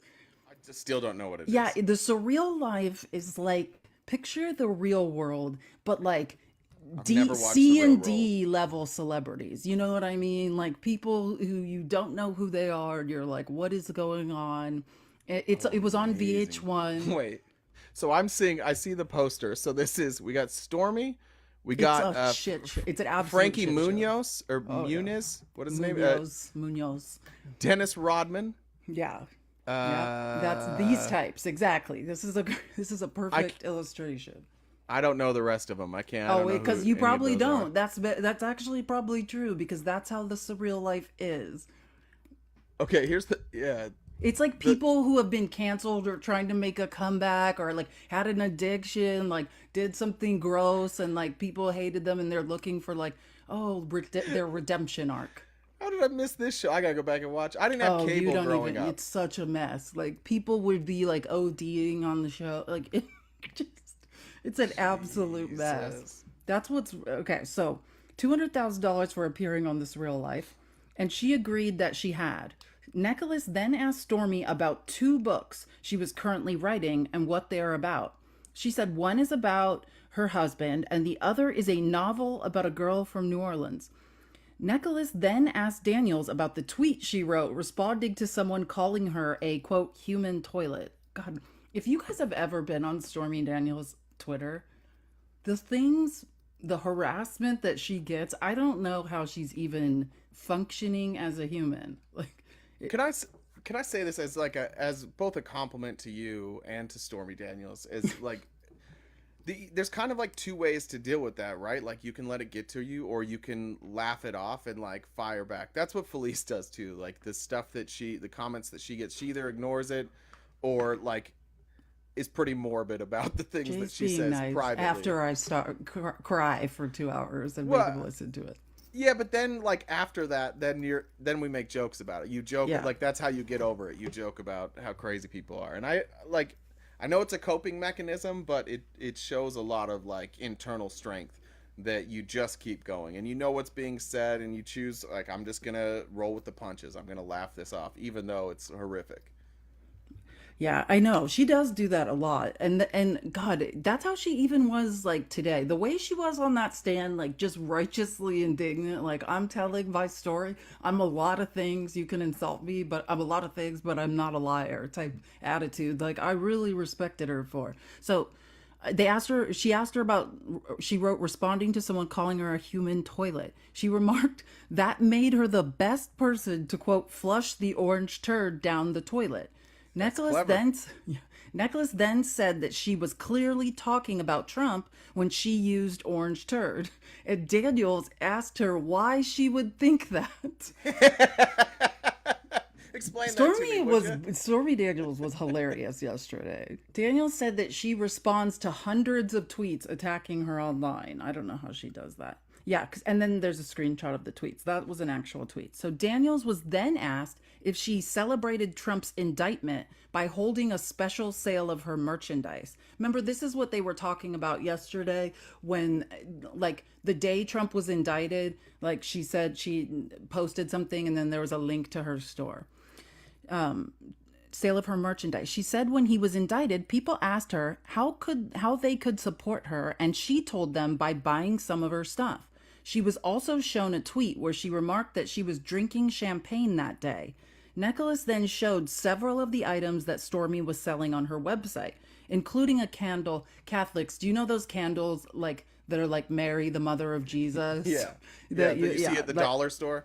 Yeah, it's Yeah. like, and it's Stormy's face. It's like Saint Yeah. Stormy type, yes, type candle, including a Yeah. candle that was entitled "Stormy Saint of Indictments," to show that she was continuing to profit off this case. This woman is getting disparaged online, like tormented, harassed, and she's selling some candles. Like Trump is the one. It's very hilarious. I think that the lawyers brought this up. Like who's profiting off of this case because it's Trump. Daniels then got a zinger in at Nicholas when she asked her whether her job was to make sex appear real in her movies. Storby responded that the sex in her movies was very real, and if she was going to write a sex scene for a movie, she would have wrote a much better one than the sex she and Trump had. Can you imagine Trump sitting in there while this is being said? As he wheezed towards my bed, pepperoni grease still on his fingers. Ew, I know. Nicholas then tried to discredit Daniels by pointing out that some minute details in her story may have been different over time. So now she's poking holes in the different stories. One example was that in a 2011 interview to In Touch magazine, where she used the phrase during dinner, when her testimony at trial was that she never got dinner and their encounter was during dinner time. These are the discrepancies. Do you get it? During dinner and during dinner time. Got her there, Nicholas. Like, what the? He removed his diaper and exposed that some of the pizza toppings had fallen down into his diaper. Oh my God. I'm going to be. She maintained that she never got dinner from Trump, as she was promised, and was still upset about that misrepresentation.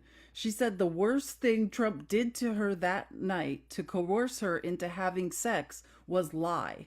but that also she also felt intimidated because Trump was twice her size and his bodyguard was stationed outside the door.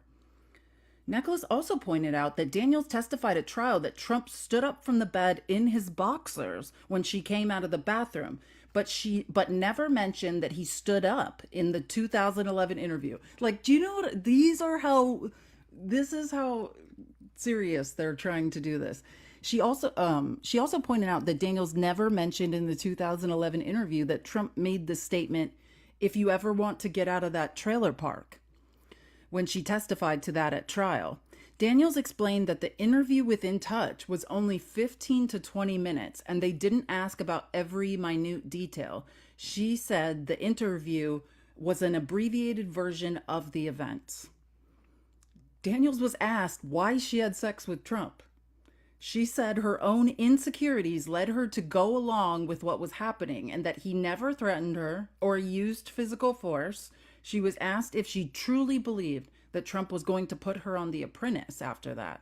And she said she did think that, which is why she continued to keep in contact with him, which is pretty obvious. Can I just point something out there that, like, when these exact accusations about, like, have sex with me and I'll put you on a TV show, like when these exact accusations happened to Harvey Weinstein, none of you had a problem believing it. Well, actually, Casting couch. Like, that's right? literally how I mean, if the Me Too movement showed us anything, it was that is how women apparently are coerced or get movie roles. I mean, it's disturbing.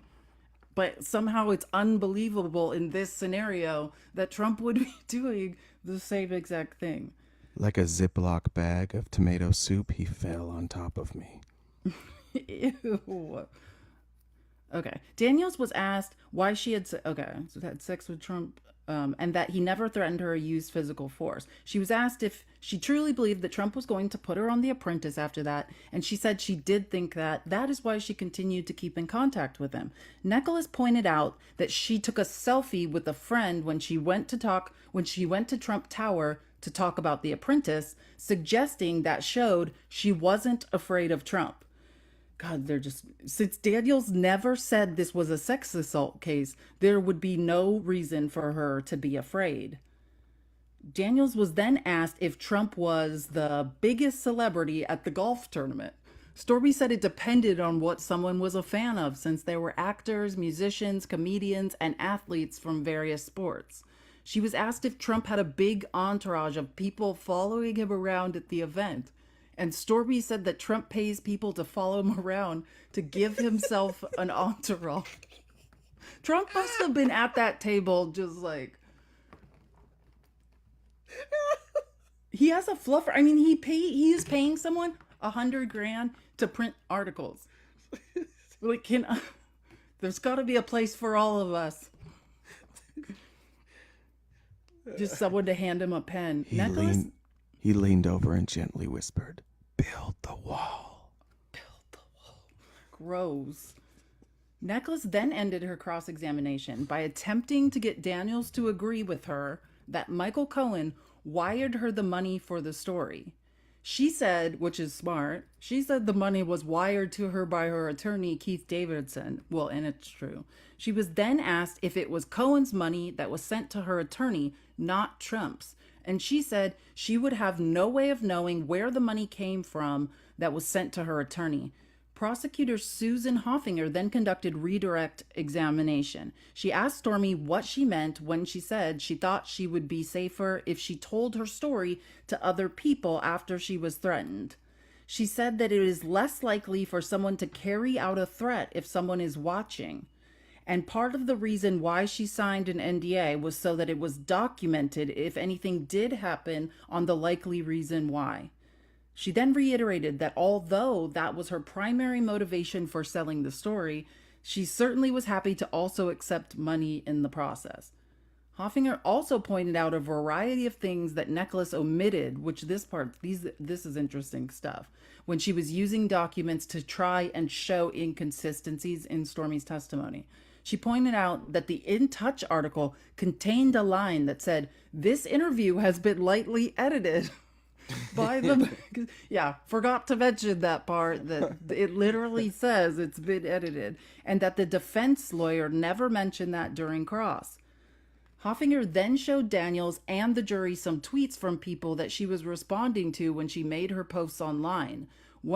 And so that's like Susan Nicholas was trying to point out, oh, you're just going after Trump, trashing him online. And then Hoffinger, who's for the prosecution, comes up and she's like, well, actually, this is what she was responding to, because to my point, she's being harassed. Like, so for instance, one of them called her this quote, trigger warning, disgusting, degenerate prostitute. And the other said, quote, good luck walking down the streets after this.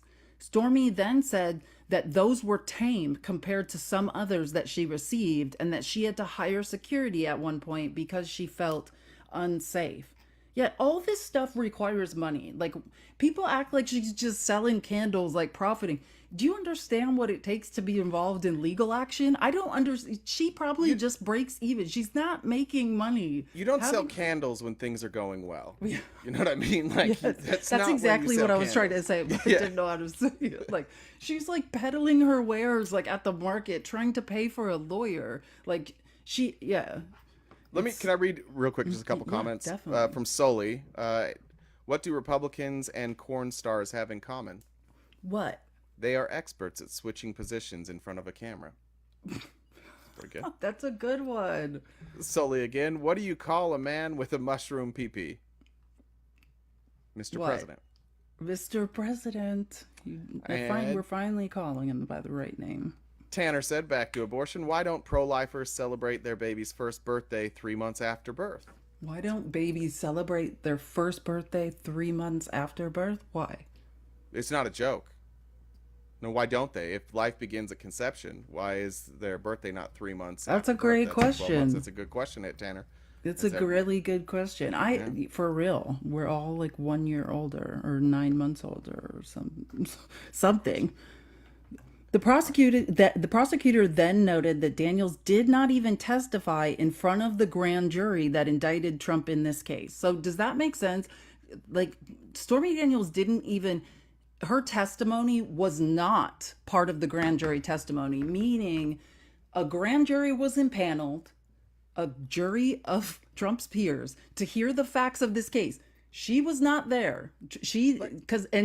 Basically why they're saying this is all of this, like, oh, she's biasing the jury. Like, the grand jury never heard from Stormy Daniels and voted to indict Trump. Yeah, it's important to remember that so much of this testimony that has occurred at this trial is only occurring because Donald Trump is denying obvious truths, obvious things that everybody knows. So it's causing them, like, Stormy didn't need to testify here. Like, the only reason that she's testifying and having to answer all these questions about what happened is because of all the lies Trump told, and he says it didn't happen. So every detail that she can adds to her credibility, right? And adds to the fact that she that the things that she said happened. That's why this has to happen. Had Donald Trump just not lied about everything, and we saw today, like, we'll probably get to it, but they had to bring in somebody from AT&T because Trump's like, I don't know if those were pocket calls. I don't even know if that was my phone. They're like, really? Fucking all right. Now we got to bring in somebody from AT&T to be like, these were real phone calls, right? That's why these people, every time Republicans are like, I don't even understand why this witness is here. The answer is because Donald Trump won't stop fucking lying. That's the answer. So they have to bring in all these witnesses that don't make a lot of sense. They just won't agree to any material facts. And of course, they're going to try and stretch it out. And they want as much stuff as they possibly can use to try and get a mistrial. It's a good strategy when your client is completely guilty and you don't have a defense. Yeah. Well, and again, it does. It goes to credibility. But remember, this is about the falsification of 34 business records, right? The underlying object offense is 17-152, conspiring to promote or prevent someone from being elected through unlawful means, right? And it's very true also that if the worst thing that Trump's doing in this case is denying the encounter with Stormy Daniels. Yeah, and because that's why all of this is happening. Drew, it's good to see you. I hope you're still celebrating your birthday. It is relevant to the case. It's relevant to the case because they have to establish that what they're saying happened actually happened, right? It is relevant to the case. And any detail that Stormy Daniels can add adds credibility, especially Well, if those details are verifiable. it's so actually don't think of it the way he explained it, even though that's true, but think about it both ways. Let's just say a jury doesn't know, right? Who is telling the truth? So if let's just say if in this case if Trump was telling the truth and he never had sex with Stormy, then then the testimony goes to Trump's credibility, right? Because she would then be on the stand making up a story that's a lie, and then the defense would use this story and all the details in her story to poke holes and say, oh, well, this can't be true for this reason. You said this, we're going to disprove this. It goes to her credibility, though, that on cross-examination they didn't have many holes to poke, right? Because that's the point. She's telling a story, and then wherever the truth lies should be revealed, right? If she's credible, it goes to her credibility. If not, it shows that Trump's more credible and maybe he did never have sex with her. So that's what it's about. Like, Right. It wasn't me just sent a donation, said, no joke this time, I just love you too. Thank you. We love you very thank much as you. well. No, yeah, you summed that up perfectly. That this whole thing could have been, this whole case should have taken like a week, but it's going to stretch out as long as they possibly can because Oh, it's ahead of schedule, though. Just so you guys know, the trial is ahead of schedule. It's not dragging out. Like, but I it's mean, actually, it could have been quicker had Trump yeah, just agreed because to he some of didn't the stuff agree to that's obvious. stipulations. Yeah. Yeah, they're called stipulations. But yeah, it could have probably been even shorter. But yeah, the trial is as of Stormy says she yesterday doesn't ahead of believe it schedule. could be much shorter. That was her testimony, if I read it right. I don't think that she thinks it could be shorter. On recross, Nicholas brought up the threatening tweets Daniels received and said that these things happened on social media, and Daniels said that was true. She then put up several cutting replies that Daniels made back to people saying nasty things to her, suggesting that she didn't seem that intimidated by the way she was replying. Daniels said that she was just defending herself from people attacking her. Like, just because you attack back, that does mean that you're scared, right? People who are confident and secure in themselves don't need to be attacking people. Like, to say that you're pretty comfortable being attacked, no one's comfortable being attacked. Anyways, Let's hope. and That'd be a wild thing to be comfortable about. I know. I'm not comfortable unless people are attacking me. So now we're going to the second article in the outline, and this is, so Stormy Daniels was done testifying, and then this is what Jay was mentioning, the next witnesses. After the Stormy Trump trial continues. I'm sorry, another Stormy pun. I just like them. He loved that one. After Stormy Daniels completed her testimony this morning, the prosecution called Rebecca Minocchio, it's like Minocchio, as their next witness. She is currently a bookkeeper for the Trump Organization and has worked there for the past 11 years. She said she worked directly for Trump and CFO Alan Weisselberg. During the break, Trump was asked by a reporter why Rick Scott was attending his trial with him instead of Melania. He ignored It's so true, though. That question is devastating. I know. Can you imagine if she was there? Oh my God. He ignored the question. And then the tweets here, because Tyler McBride, who's a great courtroom reporter, is the one that tweeted this. It says, per the hallway pool reporter, when Trump re-entered the courtroom about an hour ago, he ignored the questions, why is Rick Scott here and not your wife? And why don't you want Karen McDougal to testify? Oh my God. What did he say? Oh, you had a good reason, right? He just walked. He didn't answer. Oh, he didn't. Crazy. That's Rebecca crazy. Minocchio. Minocchio said that after Trump was elected president, Comptroller Deborah Tarasoff would give her checks that needed to be signed, and she would FedEx them to the White House. She says she sent between 10 to 20 checks total and would send them to Trump's assistant in the White House, Madeleine Westerhout. However, she was then shown a check that was sent on May 29th, 2017, which was sent to to the home address of Trump's bodyguard Keith Schiller in D.C. Then after Schiller left Trump's employment, she sent the checks to John McEntee. Remember, this is the guy. Yay, the right stuff. Is that what it's called? Is it the right stuff, or is Wait, that his what? dating app? Oh yeah, John McEntee. This is the guy. Remember, he now worked for the Heritage Foundation. He's the Right Stuff dating app guy. I just learned. Well, let me just read it. But this guy's everywhere. In parentheses, it says McEntee was the aide who was fired because he lost his security clearance due to gambling debts. He was a Trump aide in the White House, lost his security clearance due to gambling debts, but was later rehired and promoted to director of personnel in the White House. Right, and you get fired for that stuff because people have leverage over you, Yeah, right? they can It's not leverage you for yeah, that. it's not that they want to necessarily control, but this is a guy who's probably easily leveraged, and they're just like, well, he got leveraged once, he learned his mistake, he won't do that again, and brought him back. Yeah, exactly. And continue to promote him and hire him in different capacities. Trump must obviously like him. It's He because was one of the people that sat outside of his office. Like well, him, Trump loves Hope Hicks. cruelty. He loves cruelty, and McEntee, like his entire existence is just cruelty, and mocking anybody who opposes Donald Trump. So of course, Yeah, like I'm sure he that's loves him, honestly then. the That's way. all the requirements. That's the way to get promoted in the MAGA world. It's not about intelligence. It's not about ability. It's all about, like, does Donald Trump think that you worship him? And if he does, then he's really going to like you. So the next witness was HarperCollins publisher Tracy Menzies. So again, they're showing like different parts of Trump's book, who published some of Trump's books. She has shown passages from Trump's books intended to show the jury his approach to his employees and people he does business with, and that he has his hands in every aspect of his business. Passages included, get the best people and don't trust them. Could you... I need to read. I've never read Trump's books, but these make me want to. Terrific.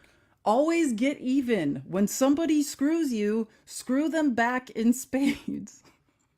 Getting even is not always a personal thing. It's just part of doing business. And the last one, I can't stomach disloyalty. These are chapters in books. Yeah. Like, I have some comments to what? read from Ashley. Here's a joke to read. Why do Republicans insist on supporting Trump? Why? This is a rerun. We've done this one, but I like this one. They believe in taking a baby through to full term. That's a good one. And somebody else, let me check on Cash App. Somebody said check messages. I don't think it was Ashley that said that. So I checked. I don't see him. If one came in, I apologize. Whoever said that, I can't remember who said that, but the only one I see was oh wait, no, there they are. Kelsey says, rumor has it Trump's. Good one, Kelsey. Shit. Rumor has it Trump says ribba-doo-ga-ga when he finishes. Kelsey, I'm so glad you told me to check. Someone said I sent a Venmo too. Tony. That was probably DJ Tony. Yes. Why can't you claim a fetus on your taxes if it's a child? It's a good point. It's a great question. Why you guys got to be a little more consistent. Question. Yeah. That's a good question. I think I got them all. Let me double check. That was on Venmo. That was probably DJ Tony. What's up, DJ Tony? Good to see you, by the way. Tony. All right. I think that was it. Well done. Madeline Westerhout. Okay, so now we're moving. Madeline Westerhout was called next by the prosecution. She was Donald Trump's executive assistant in the White House. She said that she began her career working for the finance director at the RNC. She said that when the Access Hollywood tape came out, she remembers conversations at the RNC about immediately replacing Trump with someone else as the Republican nominee. So again, that's pretty serious. Like, the Access Hollywood tape came out and Madeline Westerhout is testifying that they were going to replace Trump as the nominee, which And that goes wasn't- toward That what also the wasn't secretive. Like they could Oh yeah, pull they were a talking about number it publicly. of news sources with actual sources and an actual Republican saying, "Hey, we gotta replace him." Like that's not even something that people that follow closely are surprised by. Like that was everywhere.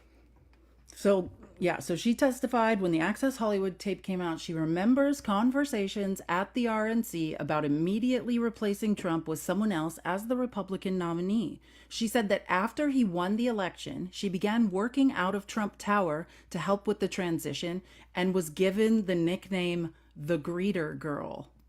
Ah, misogyny. There we For go. scheduling meetings with prospective cabinet nominees. Westerhout said she knew Michael Cohen as Trump's attorney and that he was around Trump Tower during that time also. She said she was later asked to work in the Oval Office when Trump went to the White House, and she agreed. She said her desk was located right outside the door to the Oval. She shared that office with Hope Hicks, John McEntee, and Trump's bodyguard, Keith Schiller. She said that Trump's former golf caddy, Dan Scavino. I didn't know Dan Scavino was Trump's golf caddy. Oh, you didn't? No. Wait, here's That's great hilarious, story. though. Dan Scavino seems like that one guy from Veep. I can't. Shit. What? Yeah. You know what I'm my talking God. Yeah, I know exactly who you're talking. The guy from Arrested Development. Yes. Gary. Is it Gary? I think his name's Gary, isn't it? Yeah. Veep? I can't remember. Her assistant. Yeah. Yeah. So in Rick Riley's book about Trump, which I'm telling you guys, you got to read that book, even if you don't like golf. What's it called? Commander in Cheat. And it's just basically about like how Trump has cheated everybody in the golf industry. But Dan Scavino was Trump's caddy, and Trump always has like a loyal caddy. And their job, they're four caddies. So they either ride ahead on their own cart, and they watch, like they'll go down the fairway before they hit, and they'll watch where the ball goes, and they'll find it. Well, his job was just to essentially, and this is many people not testified, but said the same thing, that the job, if you're Trump's four caddy, if his ball goes in the water, you put another ball there. Well, like it's not in the water. If the ball's in the trees, you move it so you have a clear shot. That was their job. Like everybody knows he's a cheater. Everybody. You can watch. There's a video of Tiger Woods talking about playing with every president. He won't even talk about Trump. He's like, they asked him. It was before he won. They're like, what about Trump? He's like, I thought you said presidents. But everybody, famous people that have played with him, they all say he cheats. All of them. That's awful. Okay, so Dan Scavino was also always around. So what a weird five sub. It's Keith Schiller, his bodyguard, John McEntee, the awful Heritage Foundation guy, Trump's Hope Hicks, this Madeline Westerhout, and Dan Scavino. What a weird group. She said Scavino and Trump were the only. Wait. So Dan Scavino was also always around to help Trump with his Twitter account. She said Scavino and Trump were the only people who had access to his Twitter. She said Scavino was allowed to post from Trump's account, but Trump usually liked to see them before they were posted. She said Scavino would draft tweets, print them out. Trump would make corrections on the hard copies. Then Scavino would edit and send them. She said Trump would often add capital letters and exclamation points. Like all this is to show the attention to detail, that nothing happens without Trump's approval, I'm sure. I love how Big Boat says this is getting petty. Yeah, but again, What's Big petty? Boat, it's only petty. These details are only coming out because Trump won't agree on any facts. Like he won't agree to any stipulations. So everything they claim, Trump's team is basically saying like, yeah, you got to prove it. So they have to bring in all these people. So it's sure, it sounds petty, but it has to happen because Trump's team won't agree to anything. Well, I just want to say this does not have to really do with stipulations. This is the crux of the case, right? Like he is charged with 175.10, which is falsifying business records in the first degree. So what they have to show is that as far as his business, his personal records, his checks, that he's the guy. That no one that works for him has approval without, or has the go ahead without Trump first checking it over and making sure it's right. Like that's the point. They're accusing him of falsifying 34 business records, so they need to show that Trump is the guy in charge, that Right, nothing is posted without him. Right, and they're talking about like moving checks. Like there's, you'll probably get to it, but like the way that they got something that came from Weisselberg, it Oh my would skip the God. normal checks. Like they have to establish all this to give her credibility. I guess maybe that, yeah, it's probably not petty. It might come off petty to some, but that's what they're doing. They're Yeah, this is establishing the what was whole happening. point. Yeah. Yeah, this is the whole point of the thing, right? Like, did Trump sign his checks? Did Trump, did other people have approval? If Michael Cohen had approval to give money out of the Trump account without Trump's approval, Keith Davidson would have been paid on October 10th or whatever the date of that first NDA was. But they didn't. Michael Cohen didn't. They didn't give Keith Davidson the money until the 28th because Michael Cohen had no access to anything without Trump. That is what they are showing here. It seems petty, but when you're accusing someone of falsifying business records, you got to prove that they were the guy in charge of all of it. Okay. She said that Trump spent a lot of time on the phone starting early in the morning and going late into the evening. She never saw him use a computer or use email of any kind. She said that Trump preferred to have things printed out on paper to read rather than a computer screen. I actually agree with that. Westerhout says she sometimes coordinated with Trump.org when she was working in the White House through her contact Rhonda Graff, who testified. They put together a list of contacts that Trump needed to keep in touch with. That included National Enquirer publisher David Pecker. She also said that she believed that Trump and Michael Cohen had a close relationship at the time. So she's also testifying that Trump's trying to pretend like Michael Cohen was some crazy guy who was following him around. And she's like, no, he was a Trump lawyer. He was around all the time. Like that. This is all relevant to this case, even though it doesn't seem like it.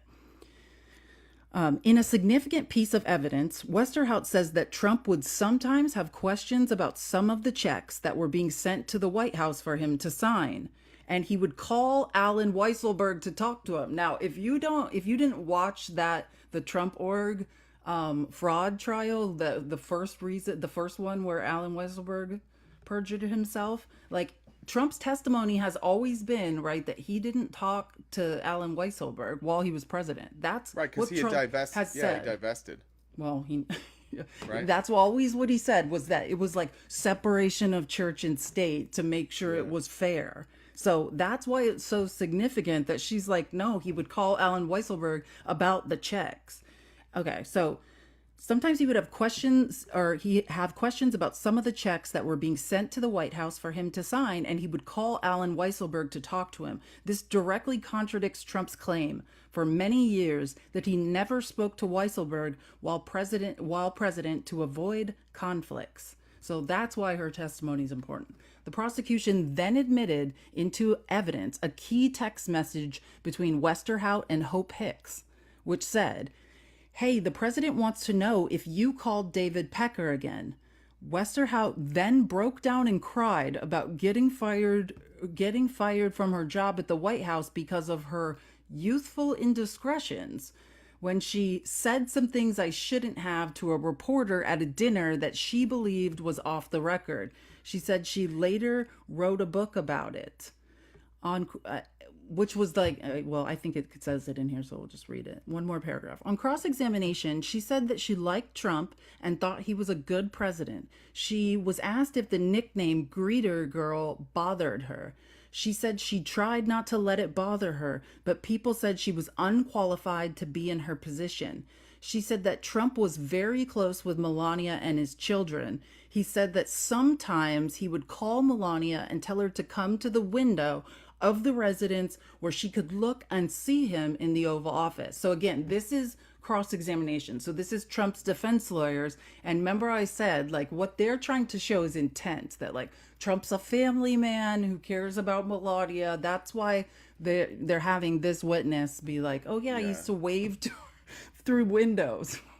I guess. I don't know. When she was walking to her separate Probably apartment waved with to her boyfriend? Is that when they would Does she have a wave? boyfriend? She did. She I always had heard a that. I boyfriend. didn't know Yeah. if that was like I didn't know like if that was more well known. I heard Well, that. I'm gonna say it like it's a fact, and it's not confirmed, but I'm gonna continue to say it like it's a fact. Allegedly. Yeah. Well, how old was he? Do you know that? Like I'm just trying Younger. to get an He's idea of what's his like name what. again? And Trump was fine with that. I'm It's Hank. surprised. So the story is the name is Was it Hank her bodyguard? Seamers. No, he was head of security at some jewelry store. That's what I meant, security, or that's because that's what I heard, that he was something to do with security, or I can't remember. Yeah, he was security of some jeweler. I'm okay. pretty sure. Like a big one too. One that I should know if I knew anything about jewelry. I can't remember. Let's just call it Rolex. There we go. It's Yeah, Rolex. good enough. Good enough. Okay, so that's that. That's the additional It's test. Tiffany's. There we Oh, go. Tiffany. Is that Yeah. really what it was? Yeah. Oh, And that he makes had sense. Okay, he that also tracks. had an apartment in Trump Tower. Paid for by who? That's knows? crazy. That's The really Saudis? interesting. I would pay money to see that.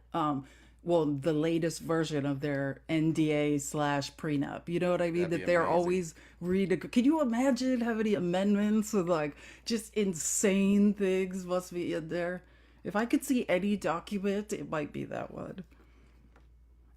Okay, so now I want to just go over the second mistrial stuff, which I'm going to read off of a Washington Post article for that, which is New York Supreme Court. It's number 3. New York Supreme Court Justice Juan Merchan scolds Trump attorney.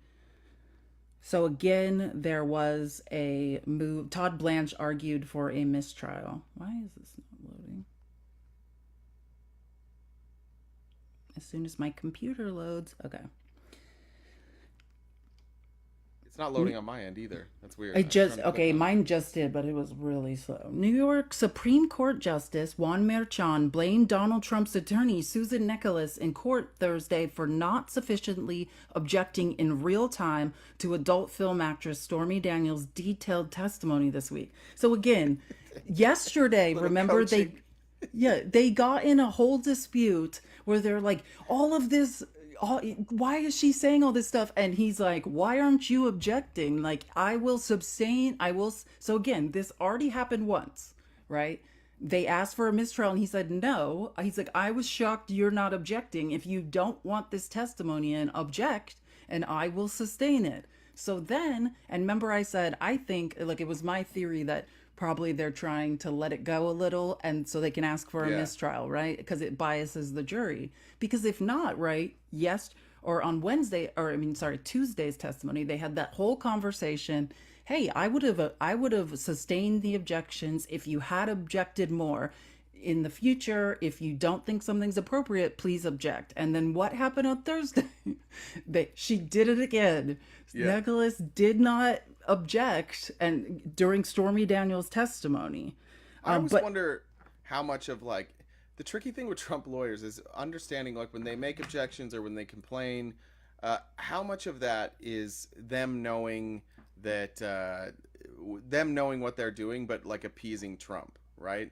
Like Trump definitely doesn't want people to say mean things about him or make fun of him, and that bothers him. It gets under his skin.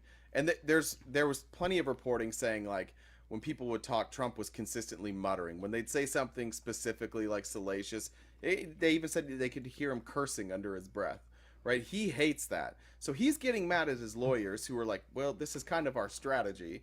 But then they have to stand up and say something later. That's my guess on why these lawyers keep coming up and complaining later. I think it's to appease Trump. I don't think they're dumb enough to like in real time not know when to object. I don't think oh, that's of like, the course hardest not. part. That yeah, if they're not objecting, they're doing it on purpose. Like I said, this is Trump's best defense team. This group of lawyers. It was a long, long time ago when I first read about them, but yeah, these are legit, well-known, successful trial attorneys in New York. Every one of them can cut an avocado too. This is Every one of them. not, this is not Alina Habba type lawyering. Like Trump has good lawyers. So in the lead up to his ruling against a mistrial, Merchan observed that there were many times when Miss Nicholas could have objected but didn't. The judge acknowledged that he wished New York prosecutors hadn't asked Daniels certain questions. But in a biting review of Nicholas's performance as Trump's defense lawyer, Merchan cited one incident as a key example. Daniels Daniels allegation Tuesday that Trump did not use a condom when they had sex. Trump and his team have previously denied he had sex with Daniels. And quote, why on earth she wouldn't object to the mention of a condom, I don't understand, Merchan said, which exactly. Well, I think also if she objected, maybe Stormy would have said something like, well, it's not that he didn't want to, it's just that none of them fit snugly enough. They kept falling off. It could have been. So you gotta want to avoid that. Well, you can't, I mean, if it's a stain, you can't, it's just stricken from the record. During her testimony Tuesday, Daniels described her alleged 2006 sex encounter with Trump in a way that could be viewed as unwanted. Though she did not say she was assaulted. She told prosecutors she was concerned Trump did not use a condom, but that she never expressed that to him. Trump's lawyers argued Thursday that Daniels' testimony amounted to, quote, a dog whistle for grape. In ruling against the defense, Todd Blanche said that. That's what Todd Blanche said. Projection, right? Todd Blanche said that. Yeah, but even in making that objection, like I think what you're saying is, yeah, people are going to think that that's grape. Yeah, okay. Yeah, based on the testimony. And by the way, what happened there? Like, it was like she consented, but like there still was a power dynamic there. Like, it's still you hear her testimony. It's clearly something she didn't really want, but she allowed to happen. So yeah, I don't know if that's dog whistling and it's so much Todd as Blanche showing that Donald Trump just tries to take what he wants, which we know he does. He's bragged about it openly multiple times. He already got sued for it one time. He walks into teenage girls' dressing rooms. Like, yes, that's nobody should be surprised that Donald Trump does whatever he wants with women. Nobody should be surprised by that at this point. Yeah, and it's a man who said it's a dog whistle for grape, because any woman knows, like, you can consent to sex, but it can also be unwanted. You know what I mean? Like, it makes, we all know what she means. In ruling against the defense's motion for a mistrial, Merchan, and this goes to what, this is good, so this helps explain. Merchan said that prosecutors had the right to rehabilitate Daniels' credibility to the jury, given that Trump's team completely denies, right, a sexual encounter ever took place. So he's like, that's why the testimony is allowed. Trump says this never happened, and basically is smearing Stormy Daniels, making her look like a complete insane liar, and she has the right to tell the story, right? Like I said again, the worst thing he's doing in this trial is denying this ever happened. The worst thing. Because again, he is right. The one thing the defense is right about, this trial is about falsified business records. But because he's denying and attacking, and in doing so, attacking one of their witnesses' credibility, she has the right to tell her story and rehab her credibility. And if this jury is unbiased, which we hope that they are, if the jury's unbiased and you show, like, time and time again, Donald Trump says something didn't happen, and then they prove that it did happen, do you not think that that's a pattern for the jury, that, like, whether they recognize it or not, that at the end of this trial, it's going to be like, okay, this guy lies about everything. Like, he has lied about so many things that we caught him lying about. Anybody in your life, if they lie to you that many times and you know they're lies, you stop believing them, that you lose credibility. And so every time he lies about one of these instances and they prove that he was lying about it not happening, it hurts him. Like, again, it's not the case, but it's going to affect the jury. Exactly. To rehabilitate Daniels' credibility to the jury, given that Trump's team denies a sexual encounter ever took place. Merchan also criticized the cross-examination for going into ad nauseum details, like, meaning that's Latin for nauseating, details about Daniels' testimony. Like, they're hating that this is being talked about, but then you kept her on the stand for hours talking about it. That's what he's saying. Trump appeared angry in the courtroom as Merchan denied his legal team's efforts to, and then they also were trying to partially lift the gag order, because yeah, I think it will say in here. Trump efforts to partially lift a gag order that prevents him from attacking Daniels and to toss the case entirely. As he exited the courthouse, Trump kept his remarks brief. He called Merchan corrupt and totally conflicted. We are so innocent, he said. More than an hour after leaving the courtroom, Trump posted on social media that Merchan is presiding over the death of the New York City and state system of justice. But states' rights, right, Donald? But states' rights. The way that Republicans talk is Make it so make sense. fucking stupid. Like this constant hyperbole of like, first of all, if Donald Trump is found guilty, even if he was innocent, it's not like that has nothing to do with the state government. It has nothing to do with the federal government. It has nothing to do with government. It doesn't have anything to do with the judicial system. It has everything to do with a jury being convinced that the crimes he was accused of, he actually committed. So really, at the end of the day, it would only be a referendum on the jury, if what he was saying was true, which clearly it's not. Okay, and then we'll go over trial day 15, which that's the fourth article, which is today. So this is what's gone on as of, before we started this live.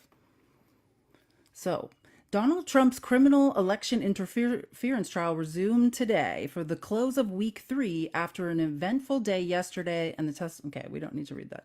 The cross-examination by Trump's lawyer, Susan Necheles, of a witness friendly to them continued this morning, with Trump's former Oval Office assistant, Madeleine Westerhout, taking the stand. She addressed the issue of Trump's contacts with CFO Alan Weisselberg when he was president, which he has publicly denied. She said, although Trump spoke to him at that time, she doesn't recall him ever speaking to Weisselberg about a check. She said she also doesn't recall the specific substance of the phone call because he got lots of calls.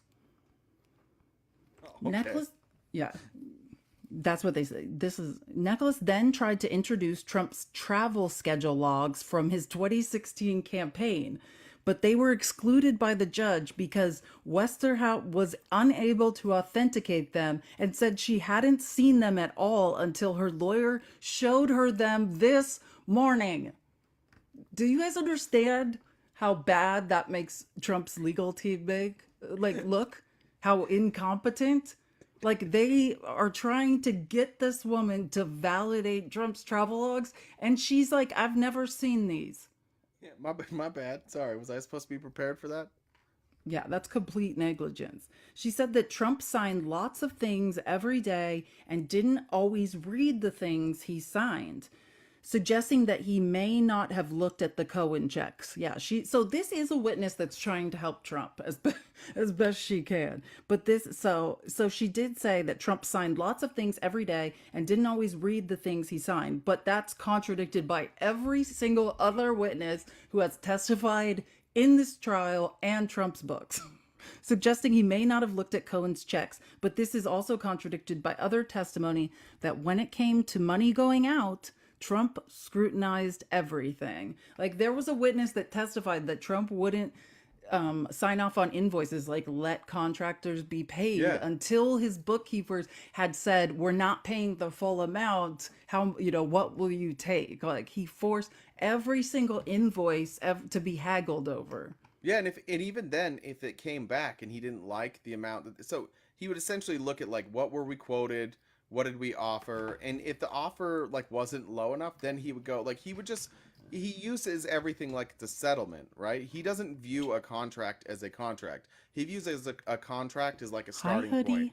And then once the work is done, then you get to negotiate. And basically you're going to get the number down to whatever that person will accept. And that means that you weigh the option of like, do I want to sue Donald Trump? Will it cost me more to sue him, or do I take this lesser amount? That's who this guy is. And for anybody who thinks that's smart business, fine. That you can think that. I guess it's smart for your money. But it also shows that you're a piece of shit human being and that your word means nothing. And his word does mean nothing. This man has gone back on every promise that he's ever made.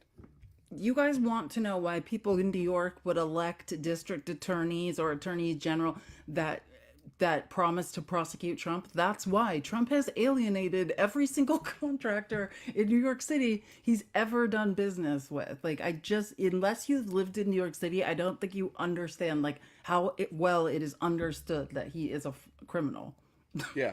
that defrauds people. That same Rick Riley book that talks about like how he cheats at golf talked about how he cheated golf architects and construction companies that build golf courses, to the point now like he can't build golf courses. He has to buy golf courses, and there's people who won't sell their golf courses to Trump because there's like a history behind it or the designer laid it out a certain way.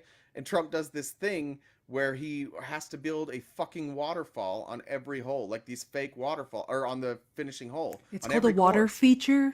Water feature, yeah, there you go.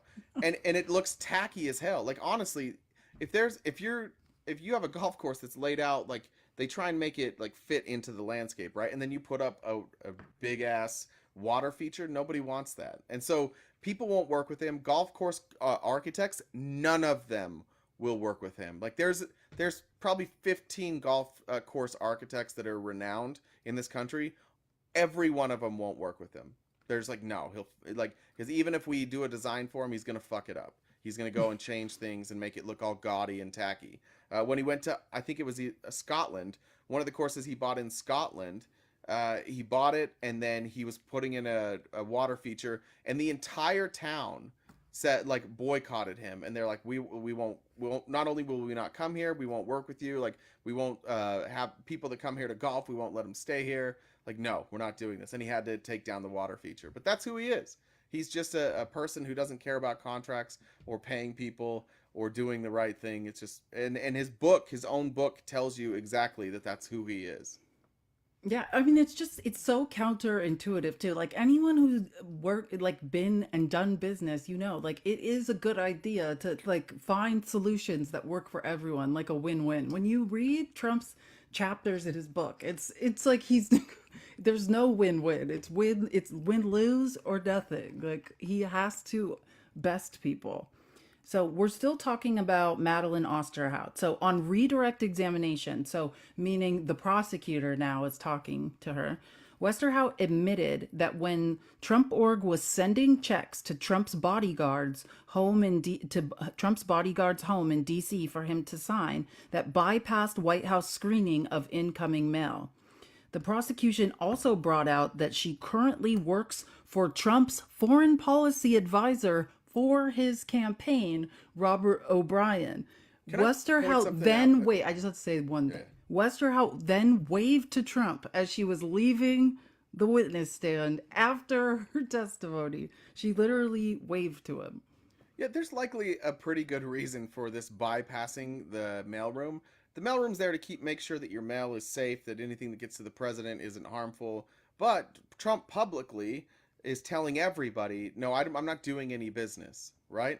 So if you just have, you don't want to risk, Trump would never risk those letters going through White House mail and people being like, wait a minute, these are business documents, and just mentioning it. So he goes around that so that he can continue to sit there and lie. There's a bunch of thumb thuggers in the chat, like all these MAGA so many people saying things. Come up and talk to us. Yeah, but like he just lies to you. That's the craziest part about all this.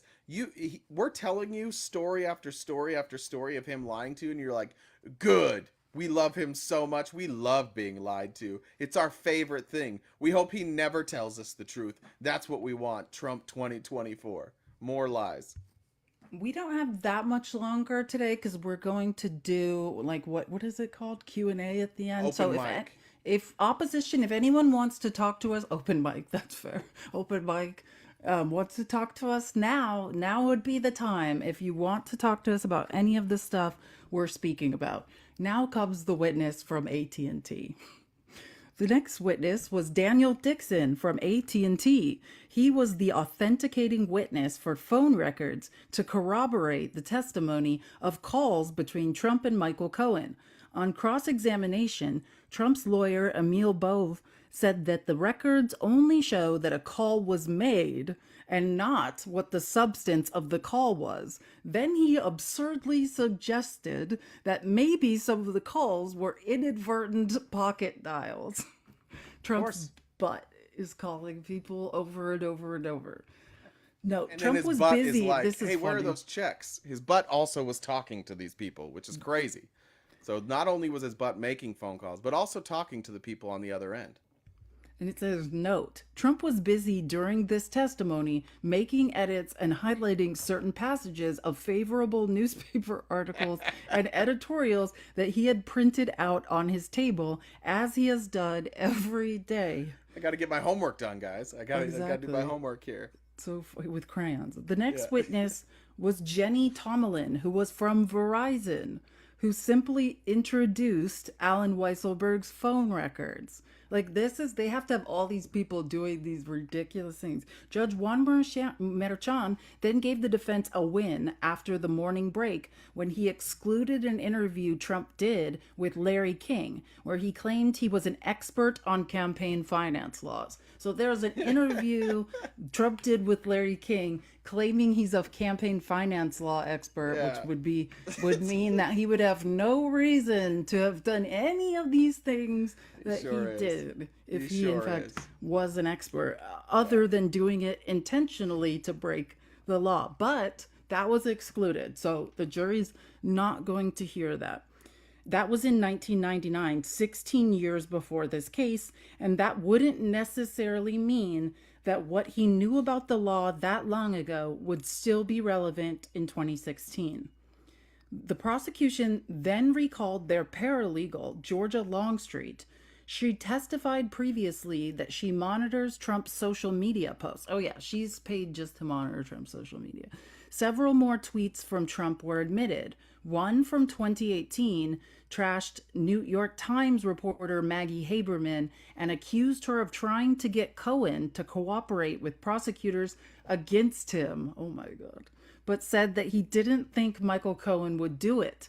Another 2018 tweet said Cohen wasn't a good lawyer. Another praised Paul Manafort for not flipping on him, unlike Cohen.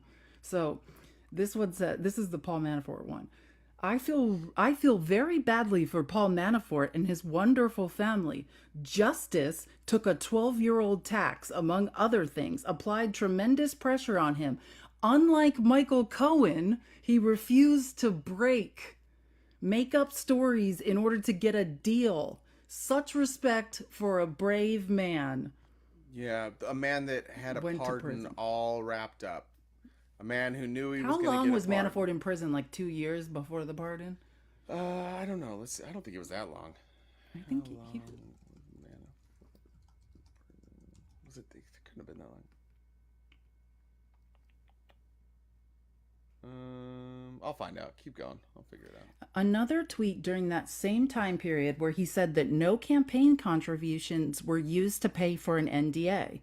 This tweet is really another smoking gun and key piece of evidence where Trump took pains to deny that Cohen was paid by him out of campaign funds and that the monthly payments were being made to cover an NDA with Stormy that he entered into.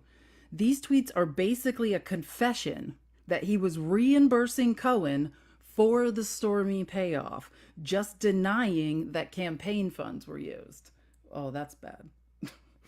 No, the prosecution's theory of the case is that money used from Trump Org for a campaign purpose was an illegal campaign contribution from Trump Org, not that the money came from Trump's campaign account. So does that make sense? They're not saying the money came from Trump's campaign account. They're saying the money came from the Trump Org, and that's an illegal campaign contribution. Right, but if you listen to Vivek, they're saying that if Trump would have just paid that, then it wouldn't have been it wouldn't have been a crime, right? Isn't that what he said? If Trump just paid it instead of his organization. Well, if he didn't falsify the business records. Right. Which, good point.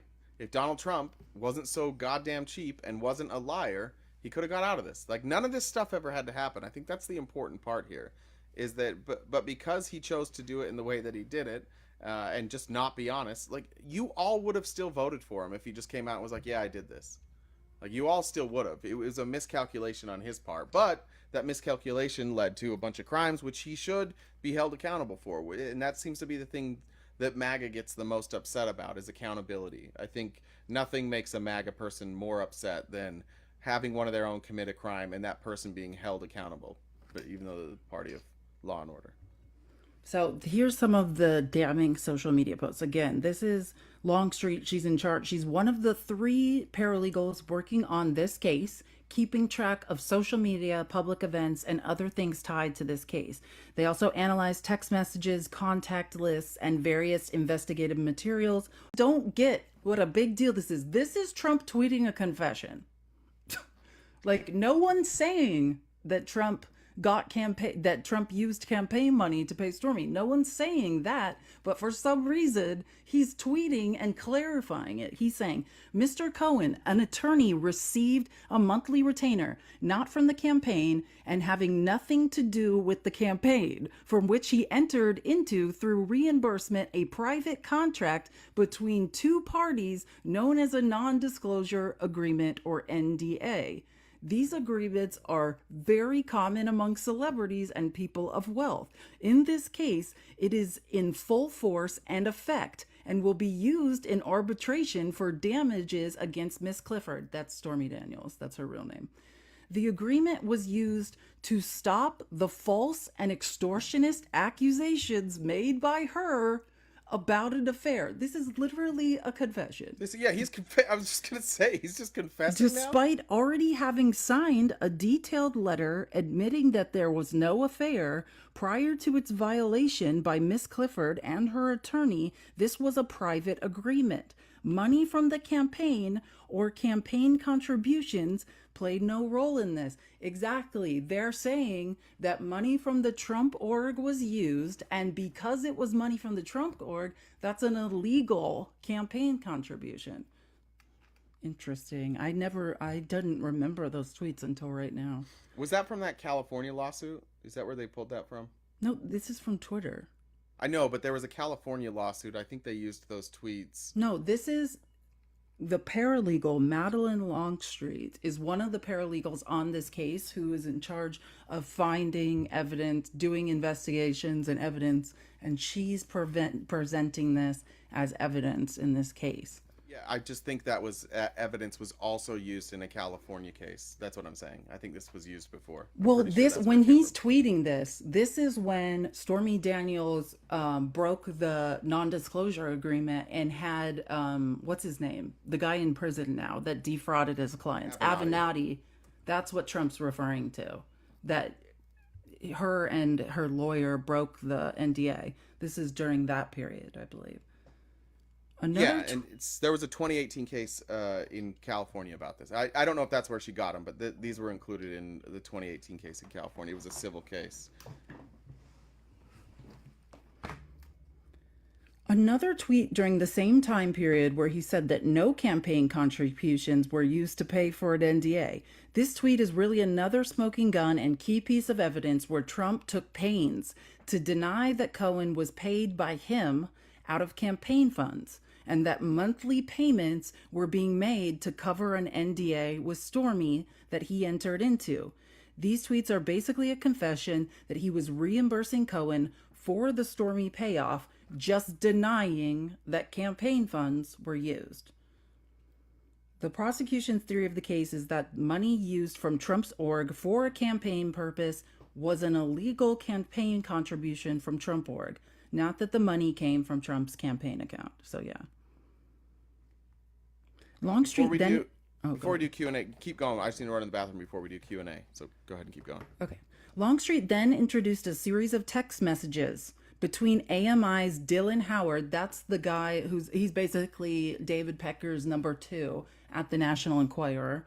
And Stormy's rep Rodriguez. That's her talent agent, Gina Rodriguez. Most of them pertain to the negotiations, but ended with Dylan Howard always insisting they meet in person to discuss details, which he testified about at the beginning of the trial. One text from October 26, 2016 was introduced from Howard to Rodriguez, which said he just heard that Cohen wired the money to them and he was happy it finally got done. The final witness for the day was another paralegal from the DA's office, Jaden Jarmel Schneider. Probably got that wrong. He authenticated records showing various calls between AMI's David Pecker and Michael Cohen. So this paralegal is authenticating calls showing that David Pecker and Michael Cohen did I read that right? David Pecker and Michael Cohen, as well as calls between Trump and Cohen and between Cohen and Weisselberg. Ugh.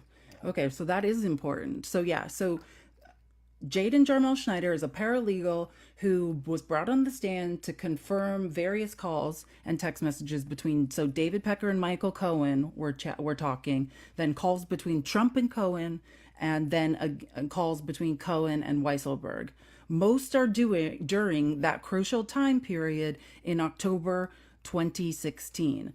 These are being used to show the timeline of who called who and when, to demonstrate that Trump was directing the show and was kept in the loop every step of the way. And when they say that crucial time period in October, that's what I keep referring to. And I believe it's the 10th, but the date of the first NDA, right? The first time Stormy Daniels signed an NDA and Keith Davidson sent it over to Michael Cohen, until the 28th of October, when the last NDA and the money was actually sent. So there was 18 days where there were calls flying back and forth between Trump and David Pecker, Trump and Cohen, who was the last? And Cohen and Weisselberg. So all of those, there's a flurry of activity, and they're using that to show that Trump was sort of the conductor of this.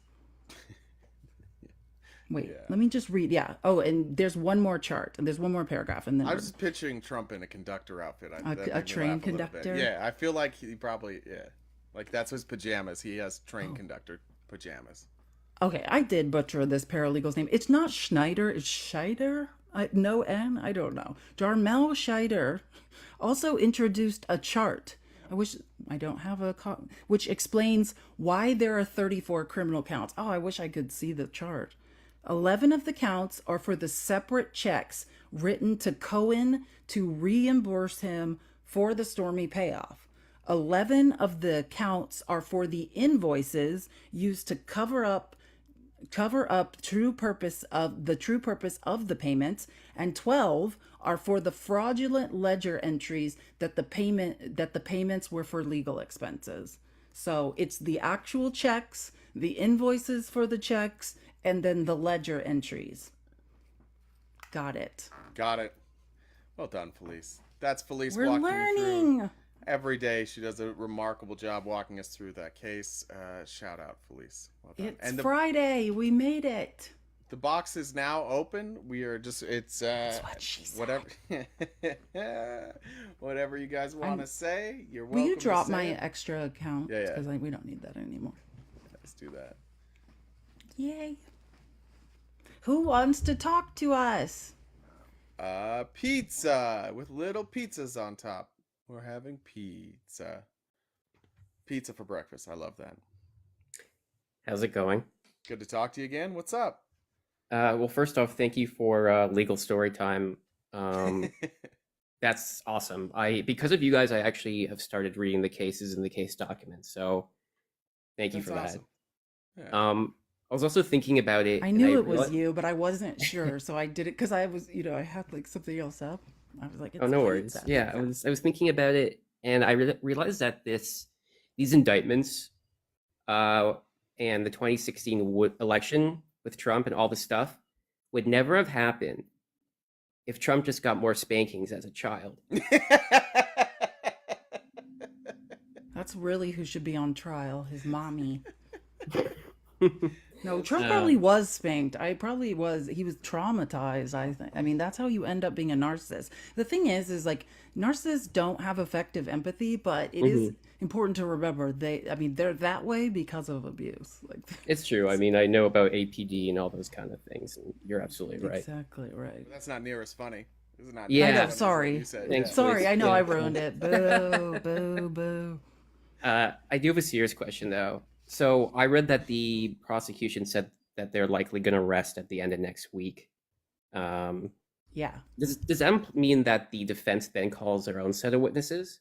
Yeah. Then the So, defense presents their case. gotcha. Who do you think the witnesses will be? Have they made any reference to who those people would be?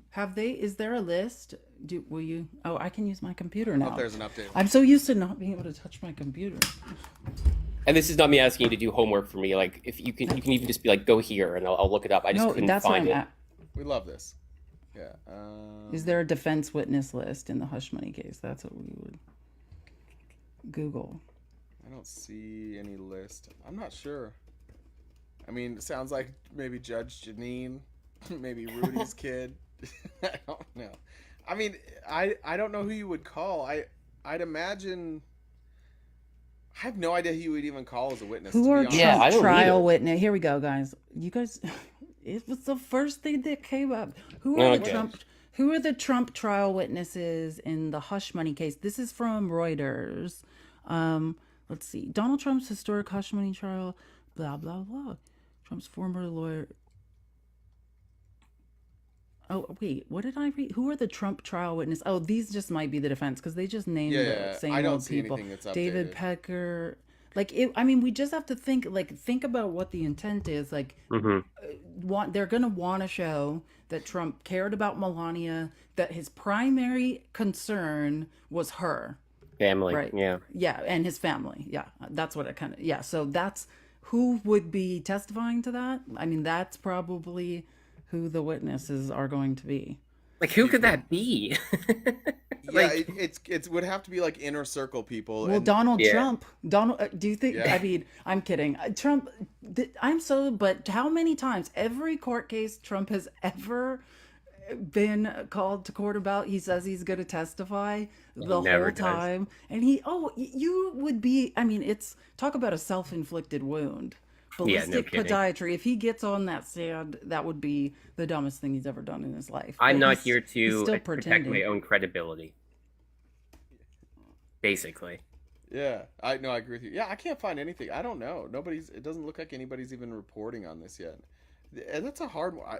I don't know who they even call. Mhm. Are you going to put Trump on the stand? Melania's not going to come.